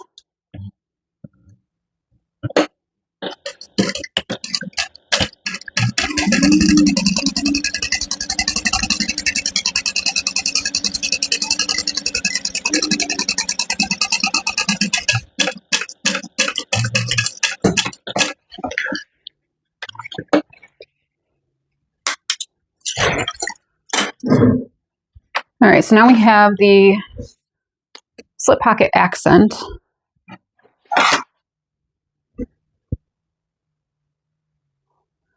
And we are going to mark the center. So it is 1 inch wide. So we want to mark 1/2 inch from one long edge.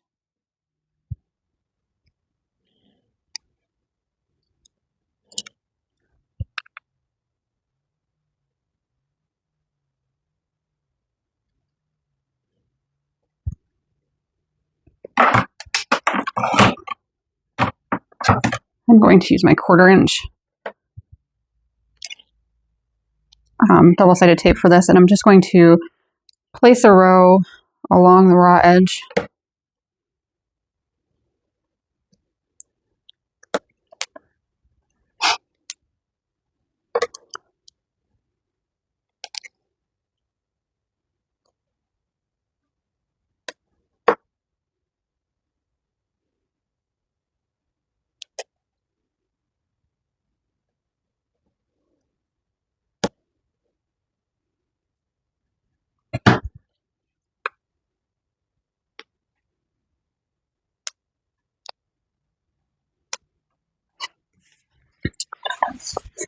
All right, and then we'll lay the slip pocket panels, divided slip pocket panels, on top over the tape just beneath the marked center line.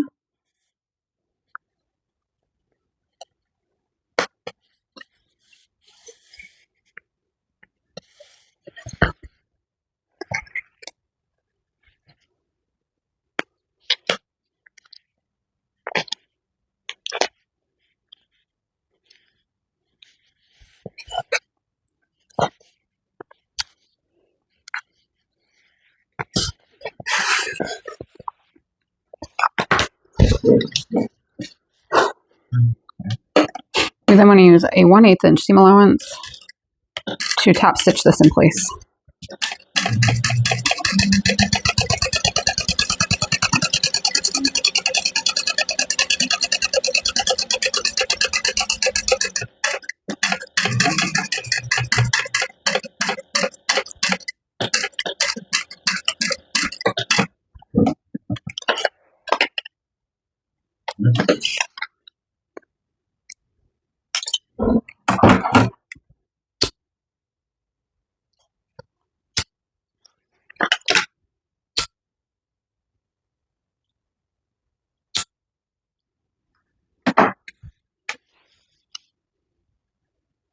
All right, now we want to measure 2 inches in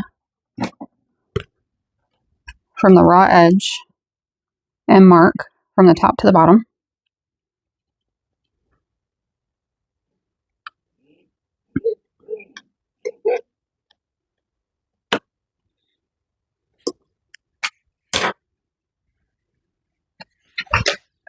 And then 2 inches from the other edge.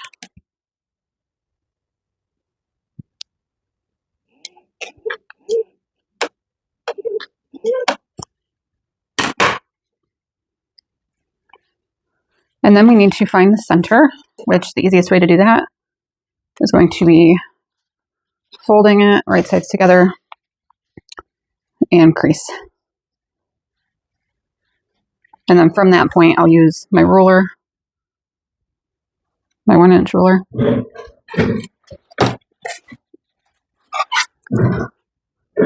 to mark the center.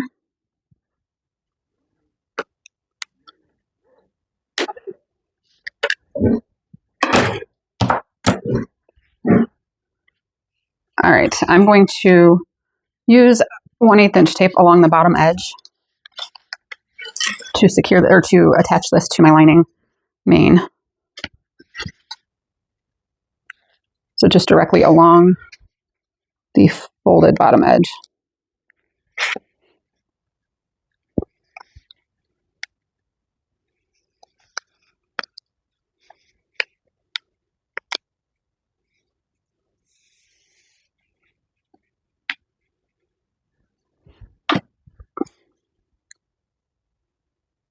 Oh, and I forgot. If you want to use a tag, this is a good point. You can slide it right under the edge of this. I forgot mine, like I always do. The lining main right side up, and you want to measure 3/4 of an inch from the bottom center. The edges are curved up, but the center portion of this is straight. So 3/4 of an inch up from the bottom.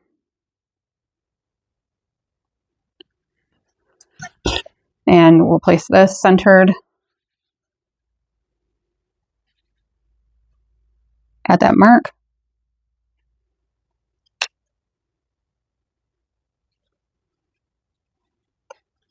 and stick it down into place.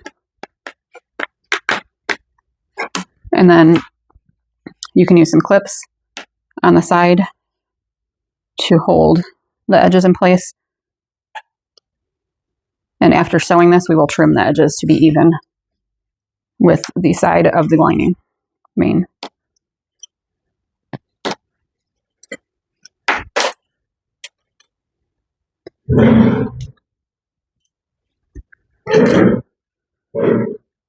All right, now we want to follow the order of stitching shown in the pattern. We're going to start at the top of the slip pocket and sew down the side of the lining main, which I'm kind of eyeballing since I can't see the curve, but we're using a 1/8 inch seam allowance.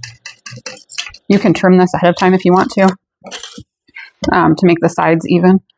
So using a 1/8 inch seam allowance along the bottom edge. When we get to the first 2 inch marked line, you want to stop about 1/8 of an inch before you get to the line and rotate to sew up next to the line to the top. And these little skinny pockets on the side are perfect for slipping pens in.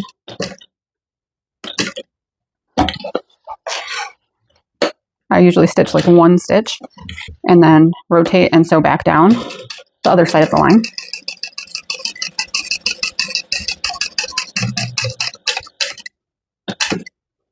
When you get to 1/8 of an inch from the bottom edge, we'll rotate and sew to the marked center and stop 1/8 of an inch before the line.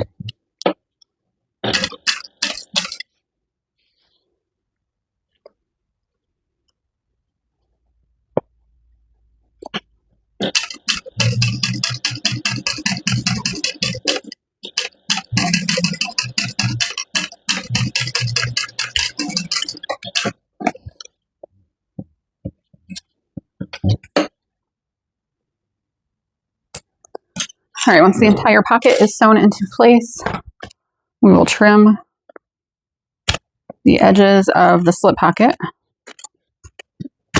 to match the edges of the lining main panel.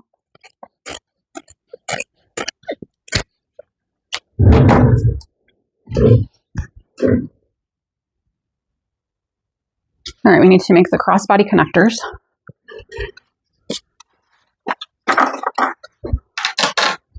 So we will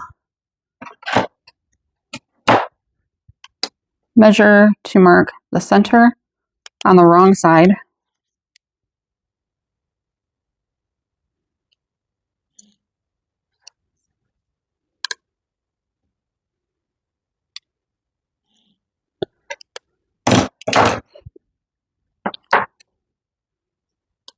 I'm going to use double-sided tape down the center.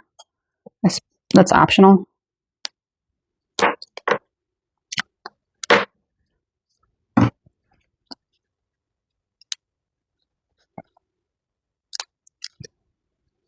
Fold both of the long raw edges in to the marked line.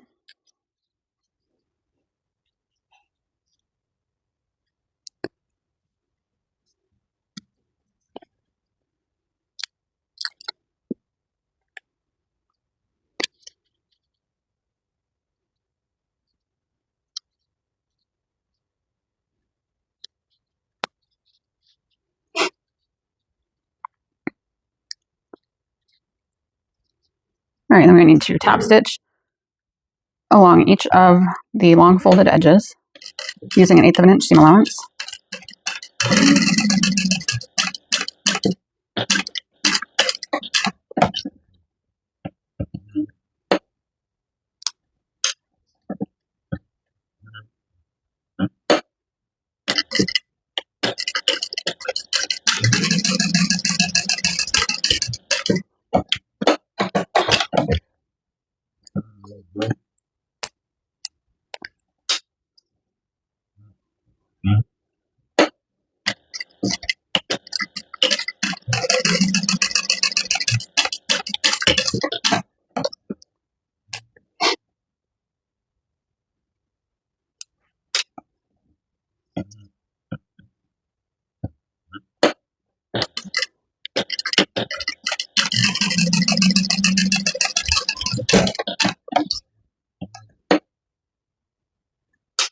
All right, we're going to slide a D-ring onto each of these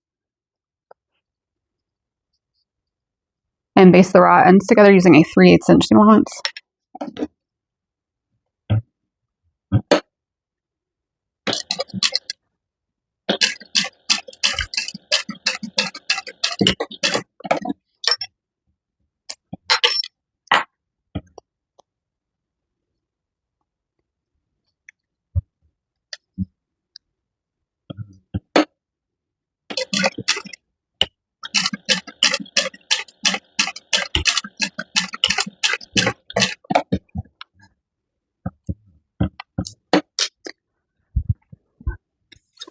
All right, now with the lining back right side up and the lining front, we're going to do the same thing.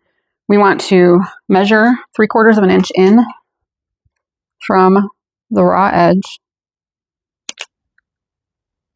And that is where we're going to place the crossbody connectors. And we want it to extend past the top of the lining main panel by 3/8 of an inch. So you'll line it up with the stitching line with the top of the lining main panel. And then sew on using a 1/4 inch seam allowance.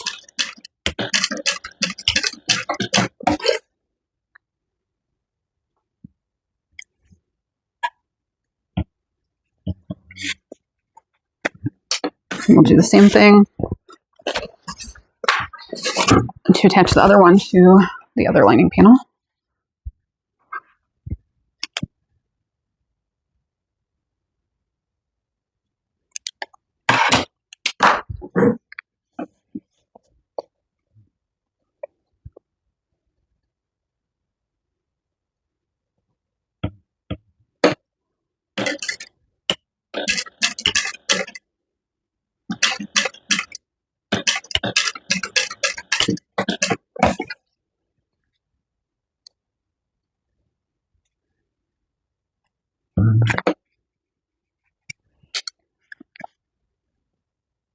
All right, now we're going to set these aside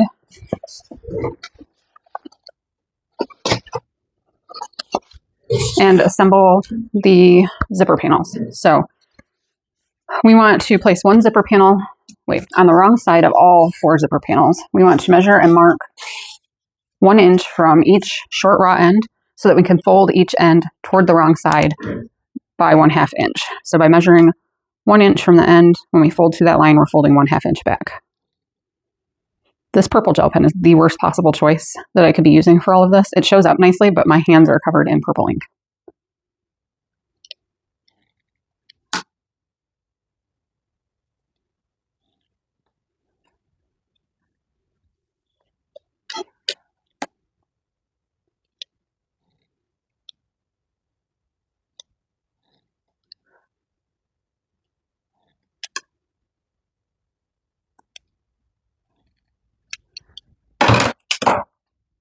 All right, and then we're going to try this.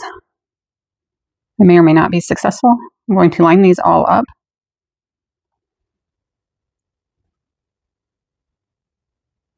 And put one strip of tape along them.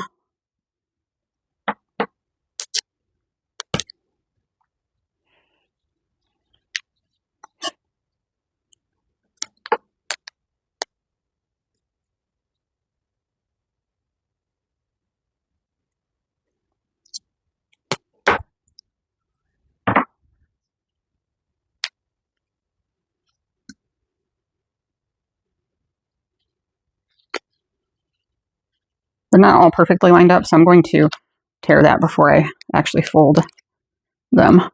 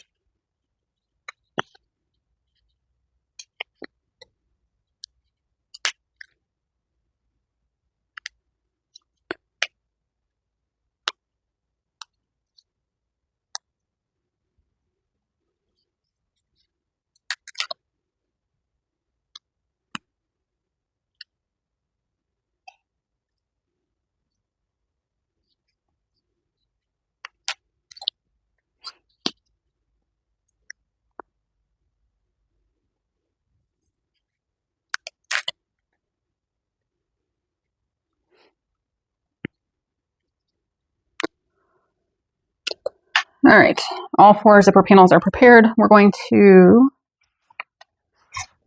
take the 15-inch zipper and separate one end, slide the zipper pull on,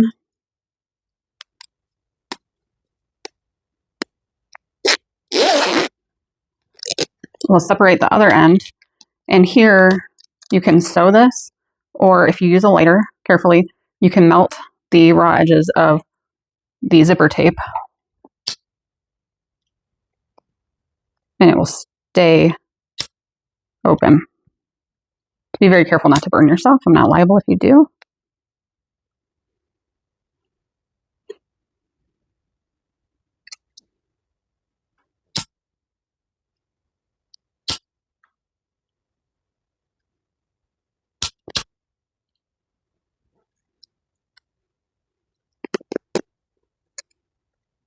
That looks relatively shitty.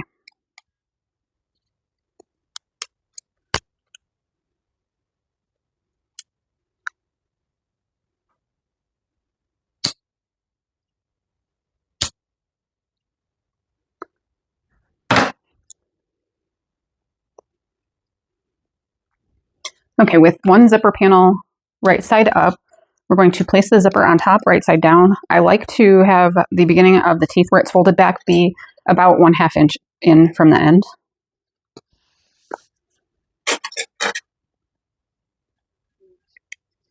And we're just going to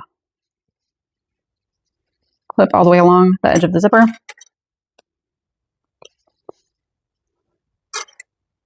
And you can sew this in one step or two. I usually like to add it to one side, baste it in place at a 1/4 inch seam allowance, and then add the other panel on top so that I can prevent the bottom panel from shifting at all. But you can do it all in one step if you want to. So this is a 1/4 inch seam allowance.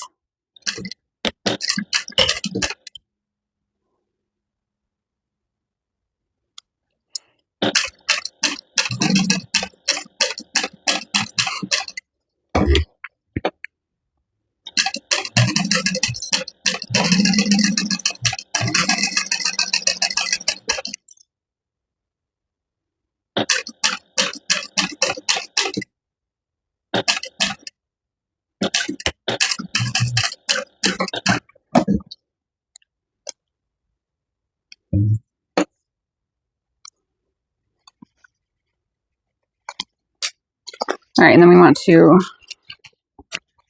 place another zipper panel right sides together with that one. The zipper is sandwiched in between.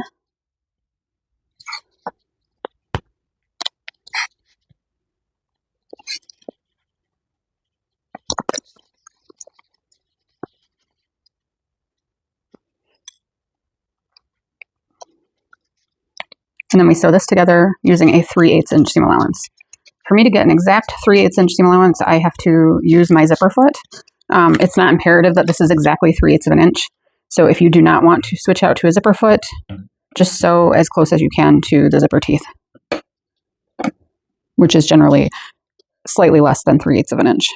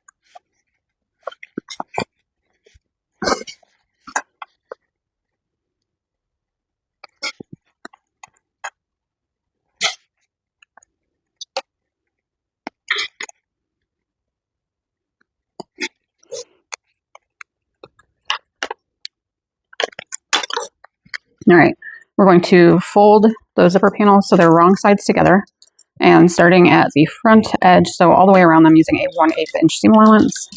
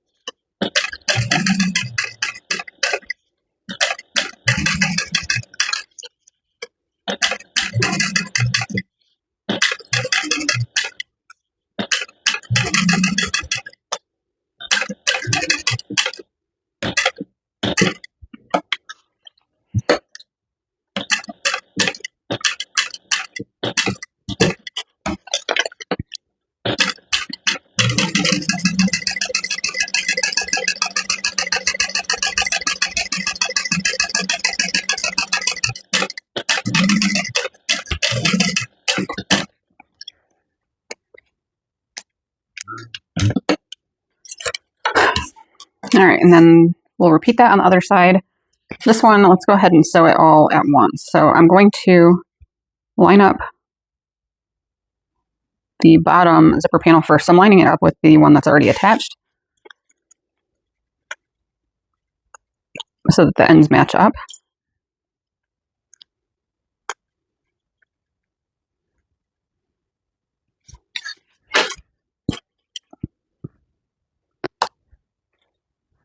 And it is right side up with the zipper right side up on top. And then I'm going to lay the other one right side down and clip the whole thing together.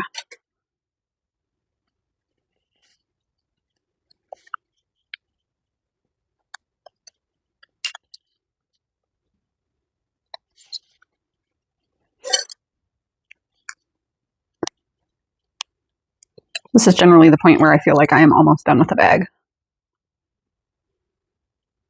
And since we already don't have to make any handles or crossbody straps when we get done, we truly are almost done. It's nice. So now we're just going to sew at the 3/8 inch seam allowance right off the bat, since I'm not basting to that first side, or to the first panel. You just have to make sure that nothing shifts here if you do this. And I like to keep my zipper zipped up as much as possible. So as soon as I get past that beginning stage, I zip my zipper back up and I feel like everything just stays in place better.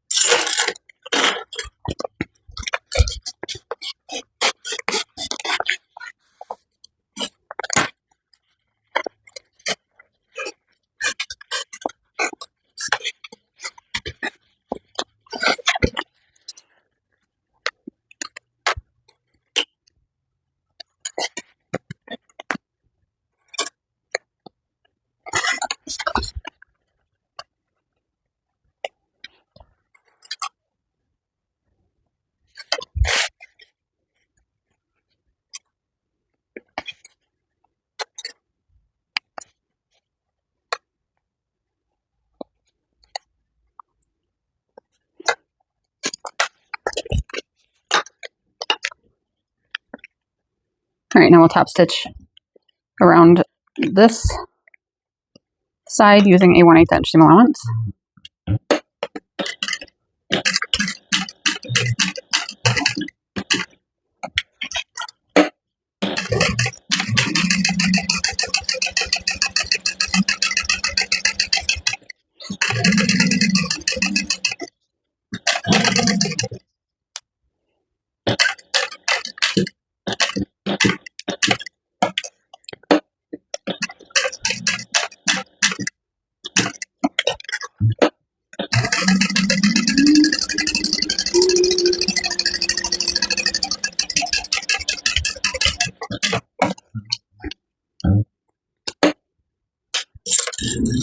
All right, now the next step is to add the zipper tab to the end. So we are going to, I'm going to use 2 rows of 1/2 inch wide double-sided tape in here so that the whole thing is sticky on the back. Personal preference.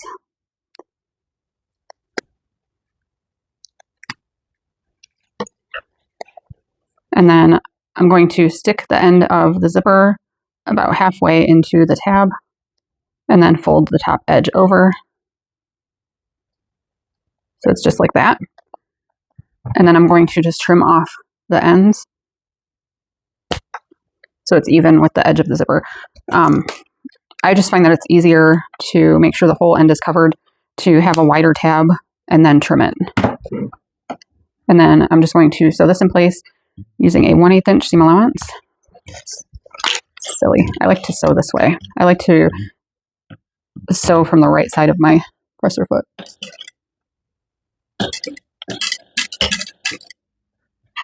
And sometimes my machine will skip stitches when I sew over the end of a zipper, or it will cause looping on the wrong side.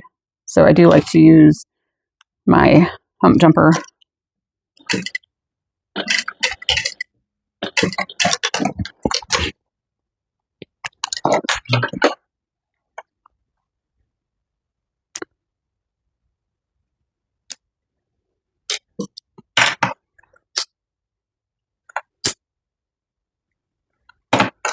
All right, now we're going to fold the lining panels in half and mark the center along both long edges.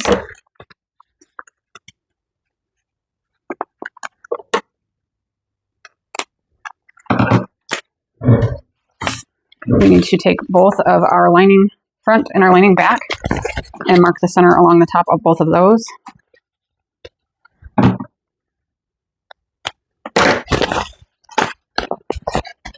It is kind of, you can still see where the center was from where I folded it to cut it, but it helps to have a little snip.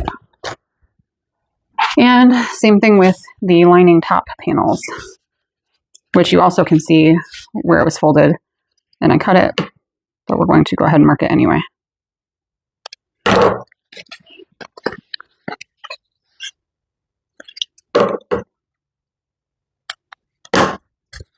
right, so now we want to start with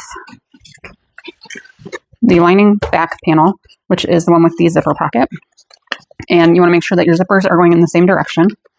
Line, center the zipper panel. And I'm just going to put a few clips on to hold this in place. You can base this first if you want to.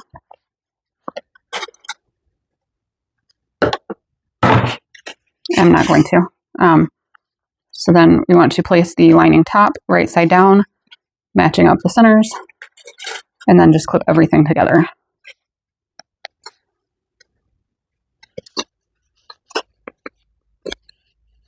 Make sure that the D-ring on the crossbody connector is pointing down.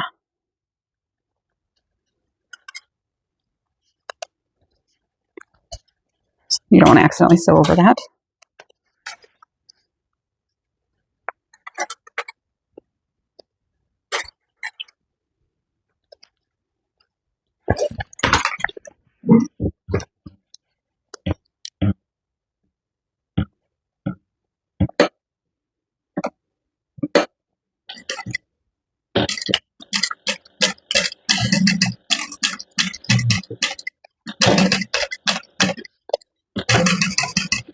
I'm sewing this using a 3/8 inch seam allowance.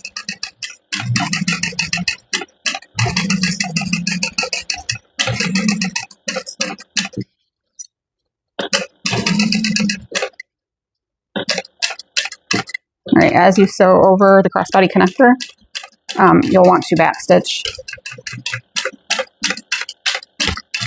to make sure that it's securely sewn in.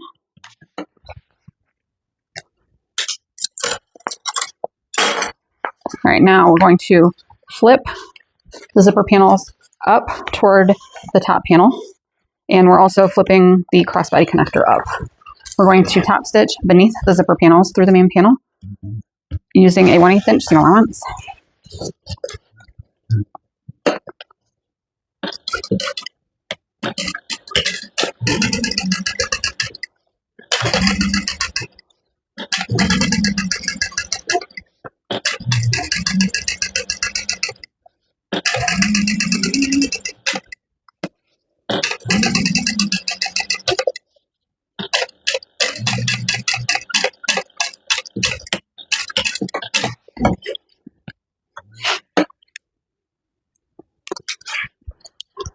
We're going to unzip that now just so that we don't forget. All right, repeat this process to attach the zipper panel to the other lining main panel. So we're matching up the centers of the zipper panel first.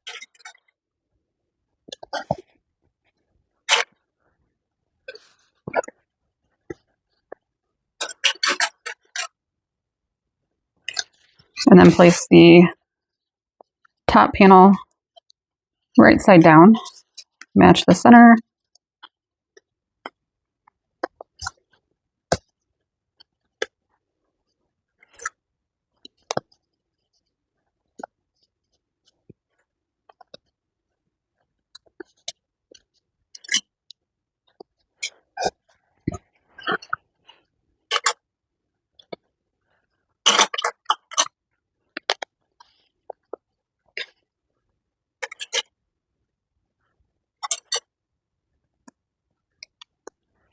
All right, sew this together using a 3/8 inch seam allowance as well.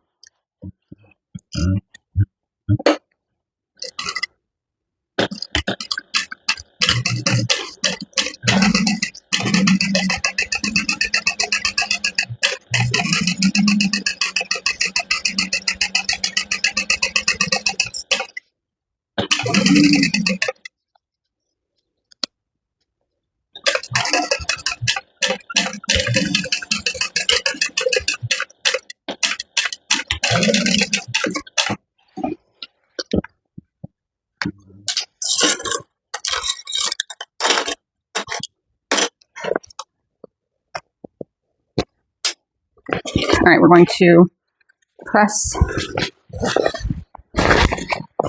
the lining panel and zipper panel up away from the lining main and top stitch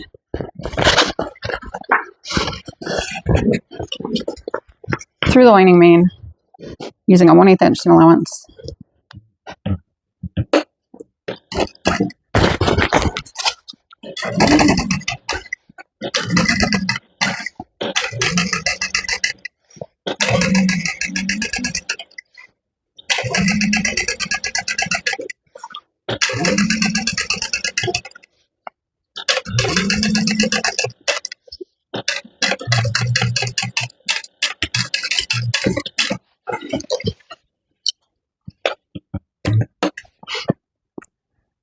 All right, now we want to place the two lining main panels right sides together and clip them together.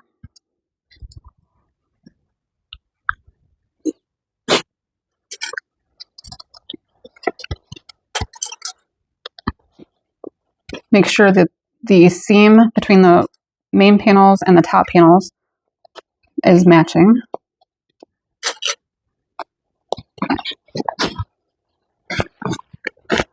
And make sure that the tail of the zipper is folded back out of the way.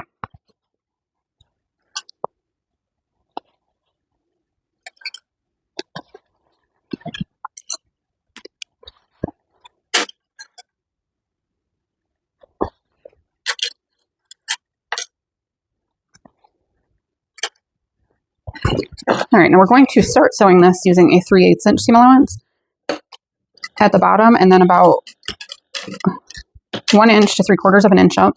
We want to increase to a 1/2 inch seam allowance. So all the way up until you get to about 1 inch away from the top using a 1/2 inch seam allowance. Be careful when you get next to the crossbody connectors to make sure that you're not sewing through any of that and that you don't sew over that D-ring.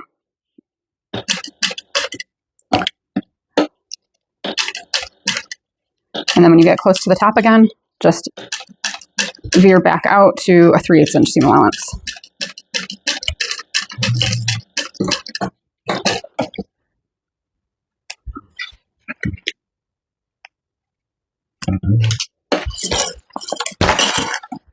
And using that larger seam allowance helps the lining to fit more snugly.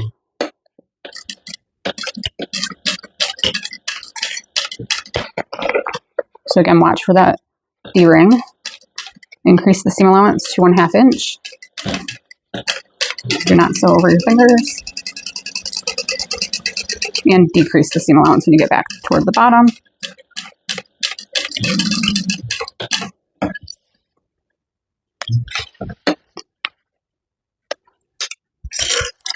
All right, now I'm going to trim the seam allowance down just kind of in half, which will just allow the final bag to fit a little nicer together, fit together a little nicer.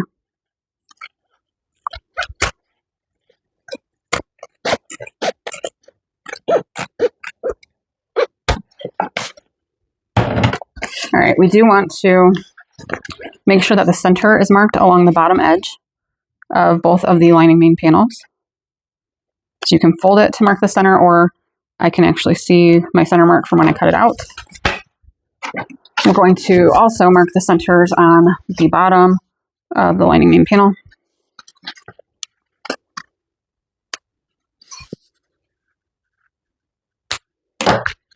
That way and this way.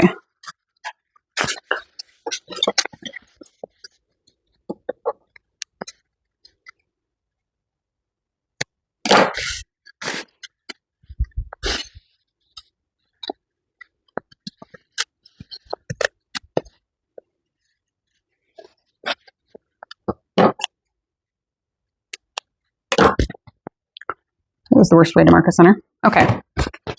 Now we're going to repeat the same process that we did for the exterior. It is helpful to unzip the top zipper. We're placing the lining bottom panel right sides together with the lining main. I'm first matching up the centers of the side, or the front and back lining.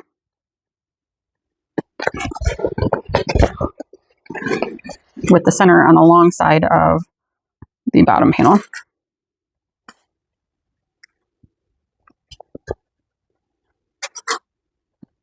And I did not trim into the seam allowance on this. You can if you want to. It can make it easier, but I don't think it's absolutely necessary.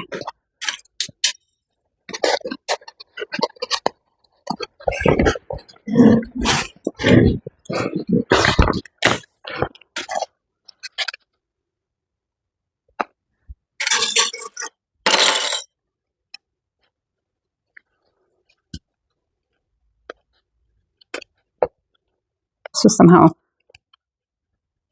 easier to kind of stand the bag up with the exterior. It's not so floppy like the lining.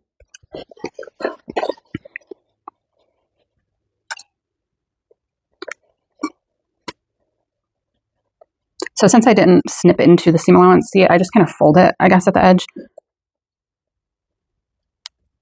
You just want to make sure that you don't have puckers where you're sewing.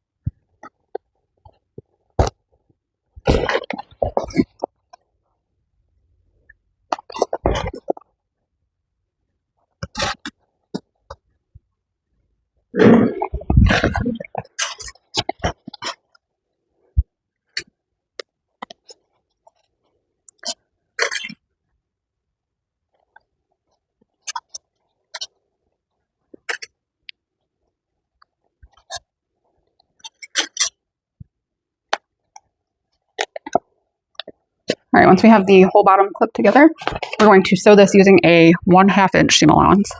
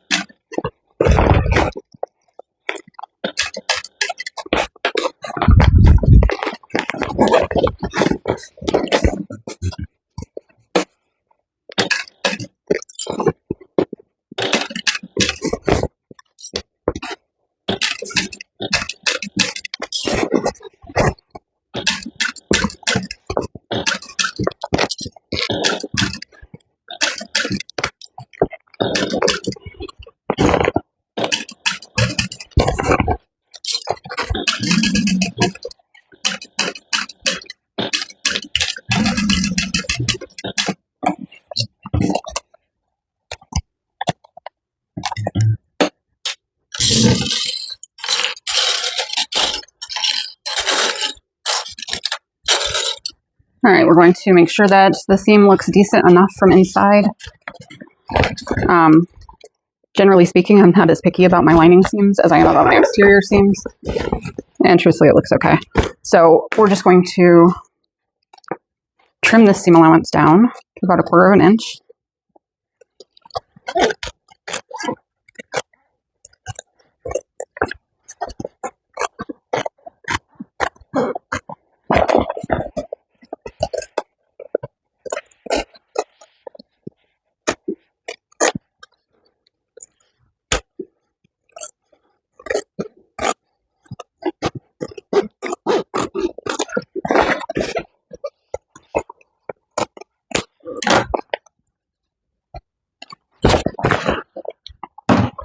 All right. We're going to turn the whole lining right side out.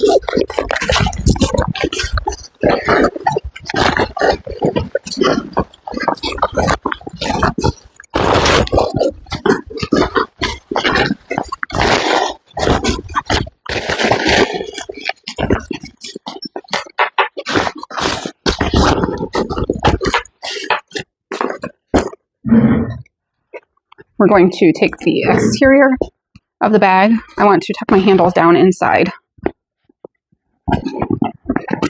And we're going to place the slip pocket side of the lining on the side of the exterior that has the bow on it.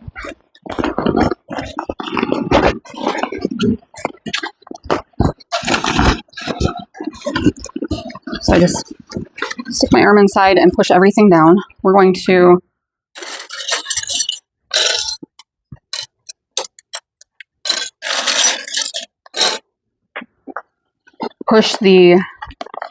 fold the zipper panels down because we do not want to accidentally sew over those. First, I'm going to match the seams up at the ends, and I just kind of fold one way and one the other, and they kind of nest together. And I'll just place a couple of clips there, and then I'll flip it around to the other end.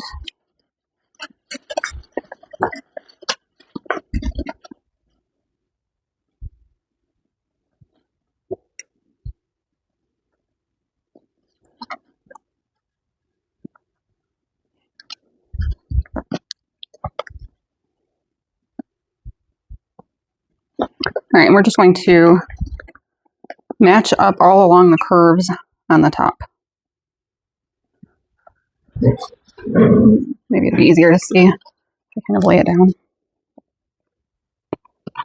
It's harder for sure with the bigger bags to keep everything in frame.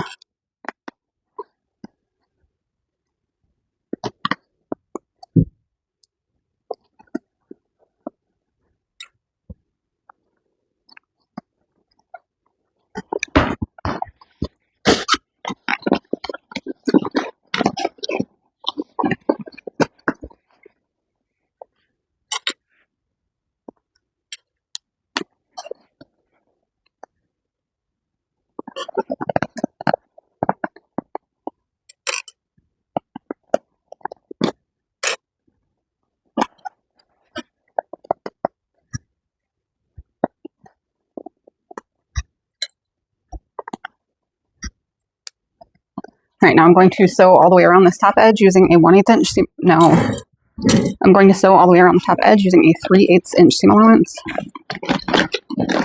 I'm going to start on one side, and I just kind of smush the rest of the bag up to get it out of my way as I go. If you have a cylinder arm, this is a good spot for using that.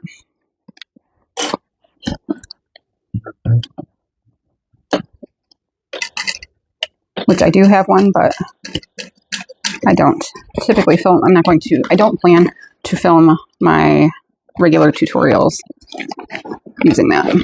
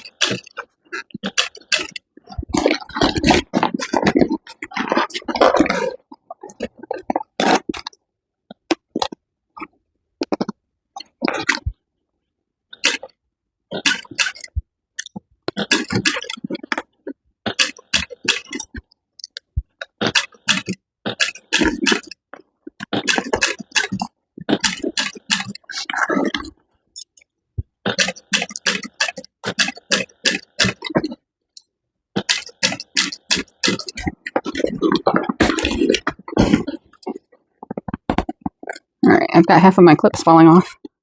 So you could also use staples along the top. Just make sure you keep it within the seam allowance because you will want to remove them.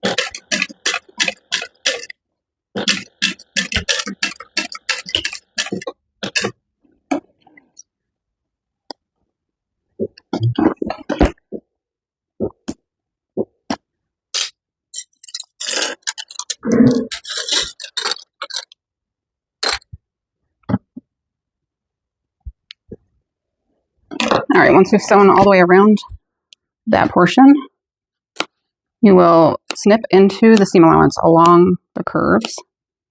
We're not trimming any of the seam allowance down. We're just going to snip into it.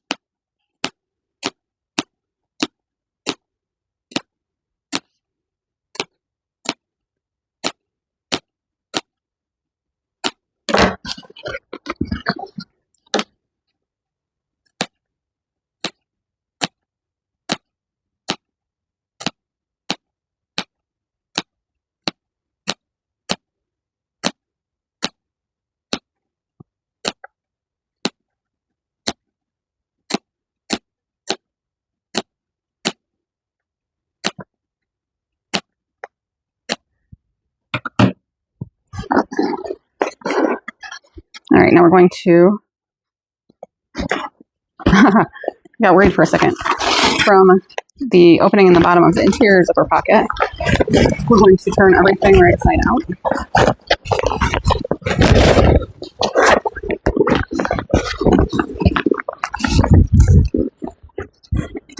So I usually just kind of push one of the bottom corners in so I can grab it, and then I just like start pulling.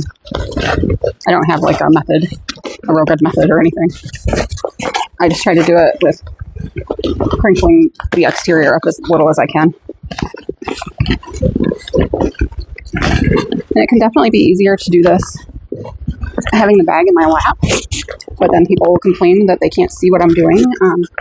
You know, it's nearly impossible for me to do this out here far away from my body.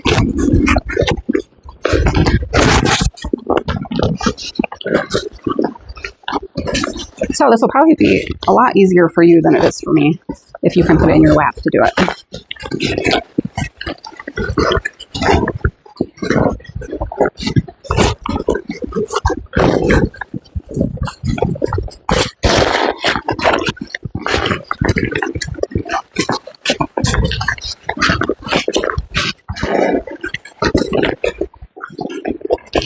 If this gets too wrinkled up, I can hit it with a hot steamy iron quickly from the inside of the finished bag, or I can heat up my ironing board and press the hot vinyl, or press the vinyl against the hot ironing board. That will also help.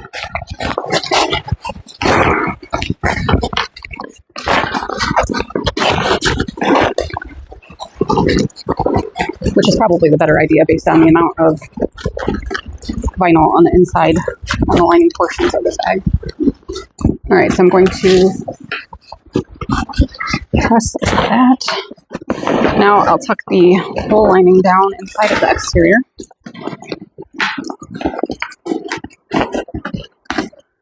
It should kind of naturally fold along the top where it should because of where the Decoville light is on the top panels.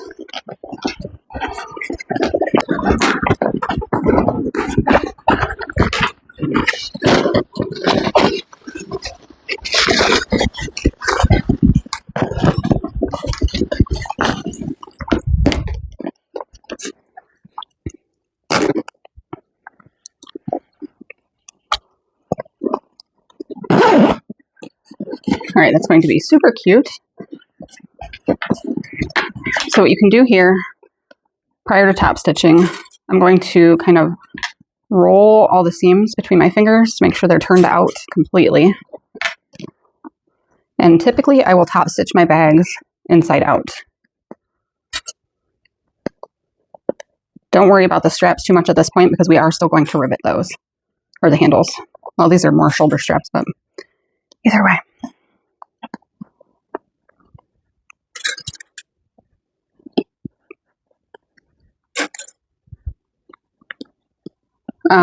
Some of my testers did sew this as a drop-in lining, which is possible, and I may do a supplemental video on how you would do that, but you'd really just mark along the top edge where you want to fold back the raw edges, and then drop the lining in and tape it together and top stitch.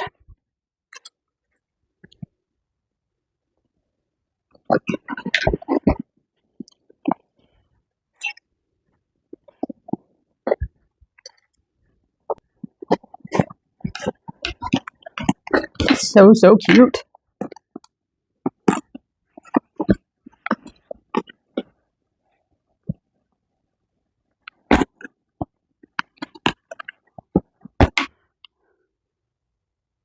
All right, do I trust top stitching it from the lining side? We're going to give it a go. You could turn your bag right side out, which is usually what I would do. You can also kind of over direct it, I guess, so that you're folding it like this. That's what we're going to do. I don't want to turn it inside out to top stitch because of it being all vinyl. So let's see how this goes. I like to start on the side.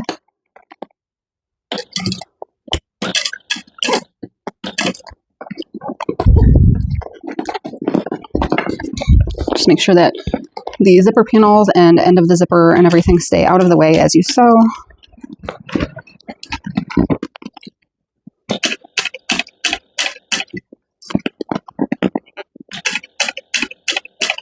And I'm using a 1/8 inch seam allowance.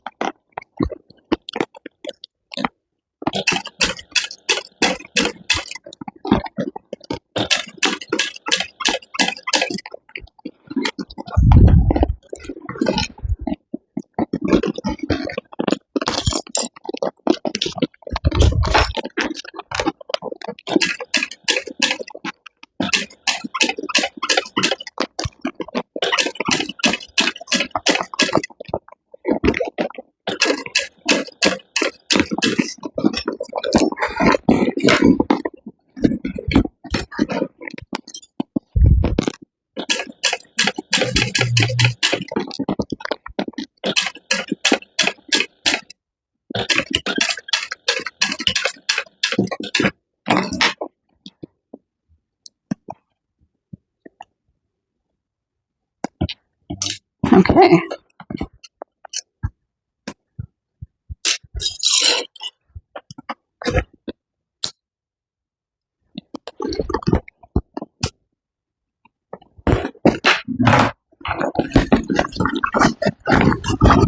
Now we want to pull the bottom of the interior zipper pocket up out of the pocket. And we're going to fold it toward the wrong side. So I have whatever, it doesn't matter. I think I write in the well, I know I write in the pattern 1/4 of an inch, but really as long as it's even, that's what's more important. So I kind of fold part of it up and I'll clip one side.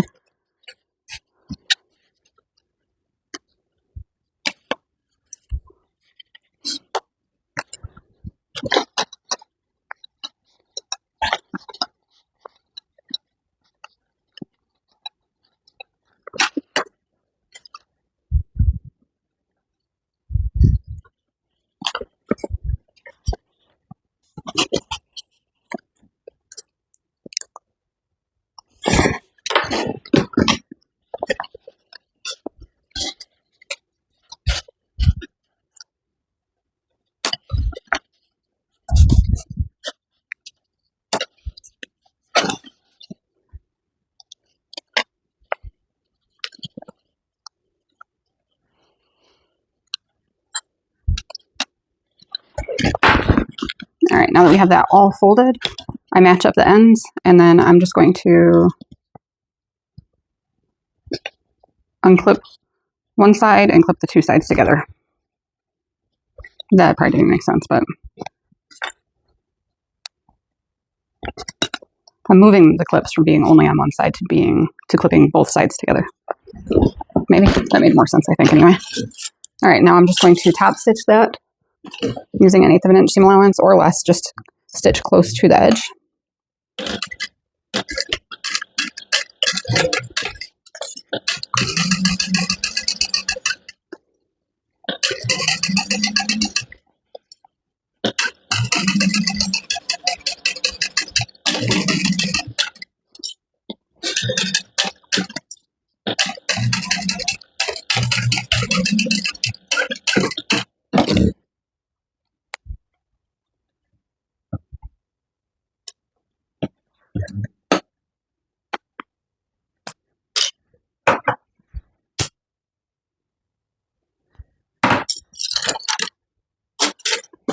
All right, tuck the pocket down inside.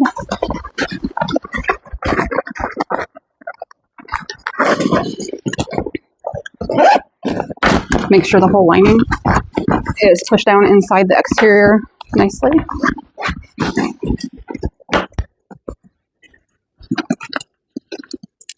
All right, I'm going to zip the zipper up. And now I want the D-ring to be on the left side of the handle on both sides. I'm going to measure up 1 inch from the seam and centered on each of the handles and make a mark. I'll move the D-ring out of the way on this side to do that.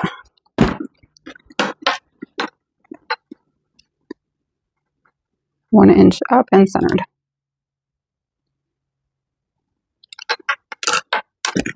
And then I'll do the same on the other side.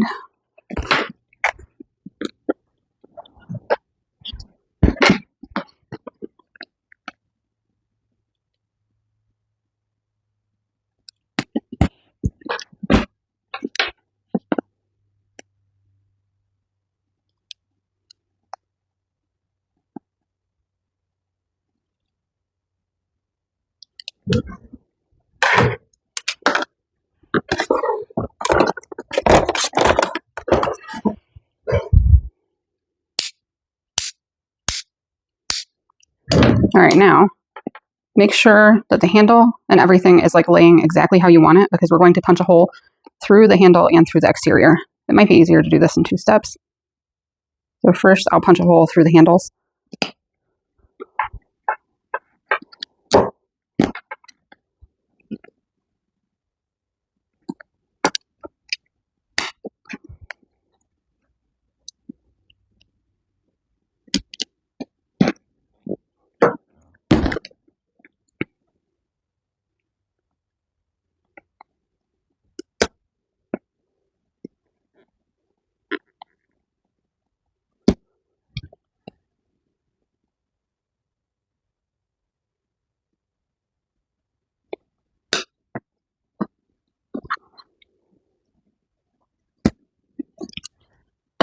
right, now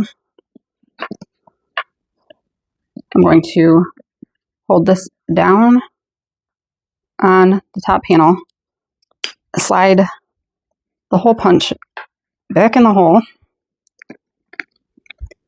and punch through the exterior and lining top panel. I'm going to do that on all 4 handle ends.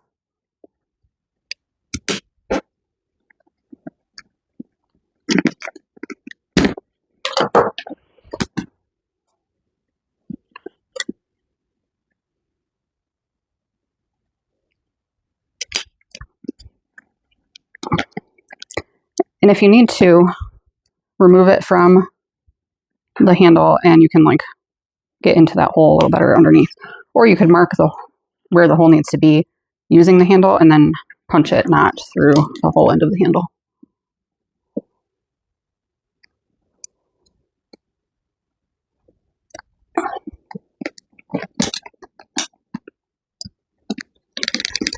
All right, now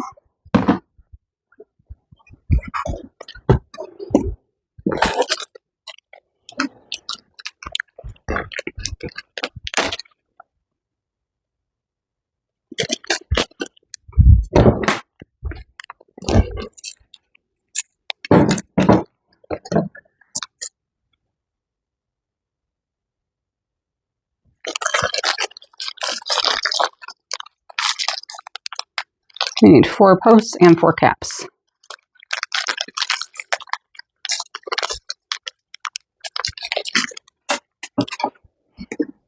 So slide the D-ring down where you want it if you have one on. Just sticking the post through the front, putting the cap on the back.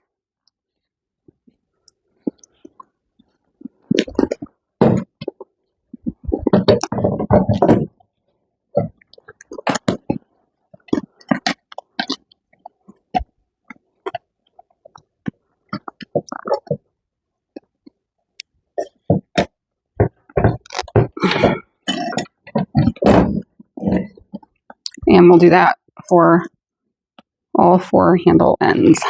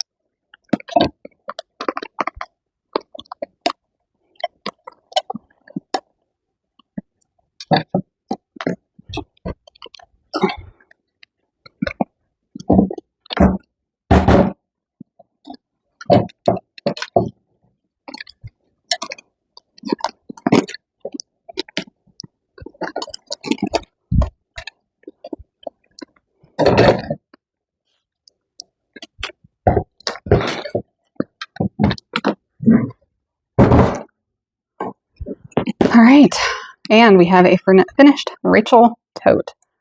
This one has shoulder straps, the D-rings, the bow, so cute. And the pockets are so perfect. And you can't even tell they're there if you don't know. Bye.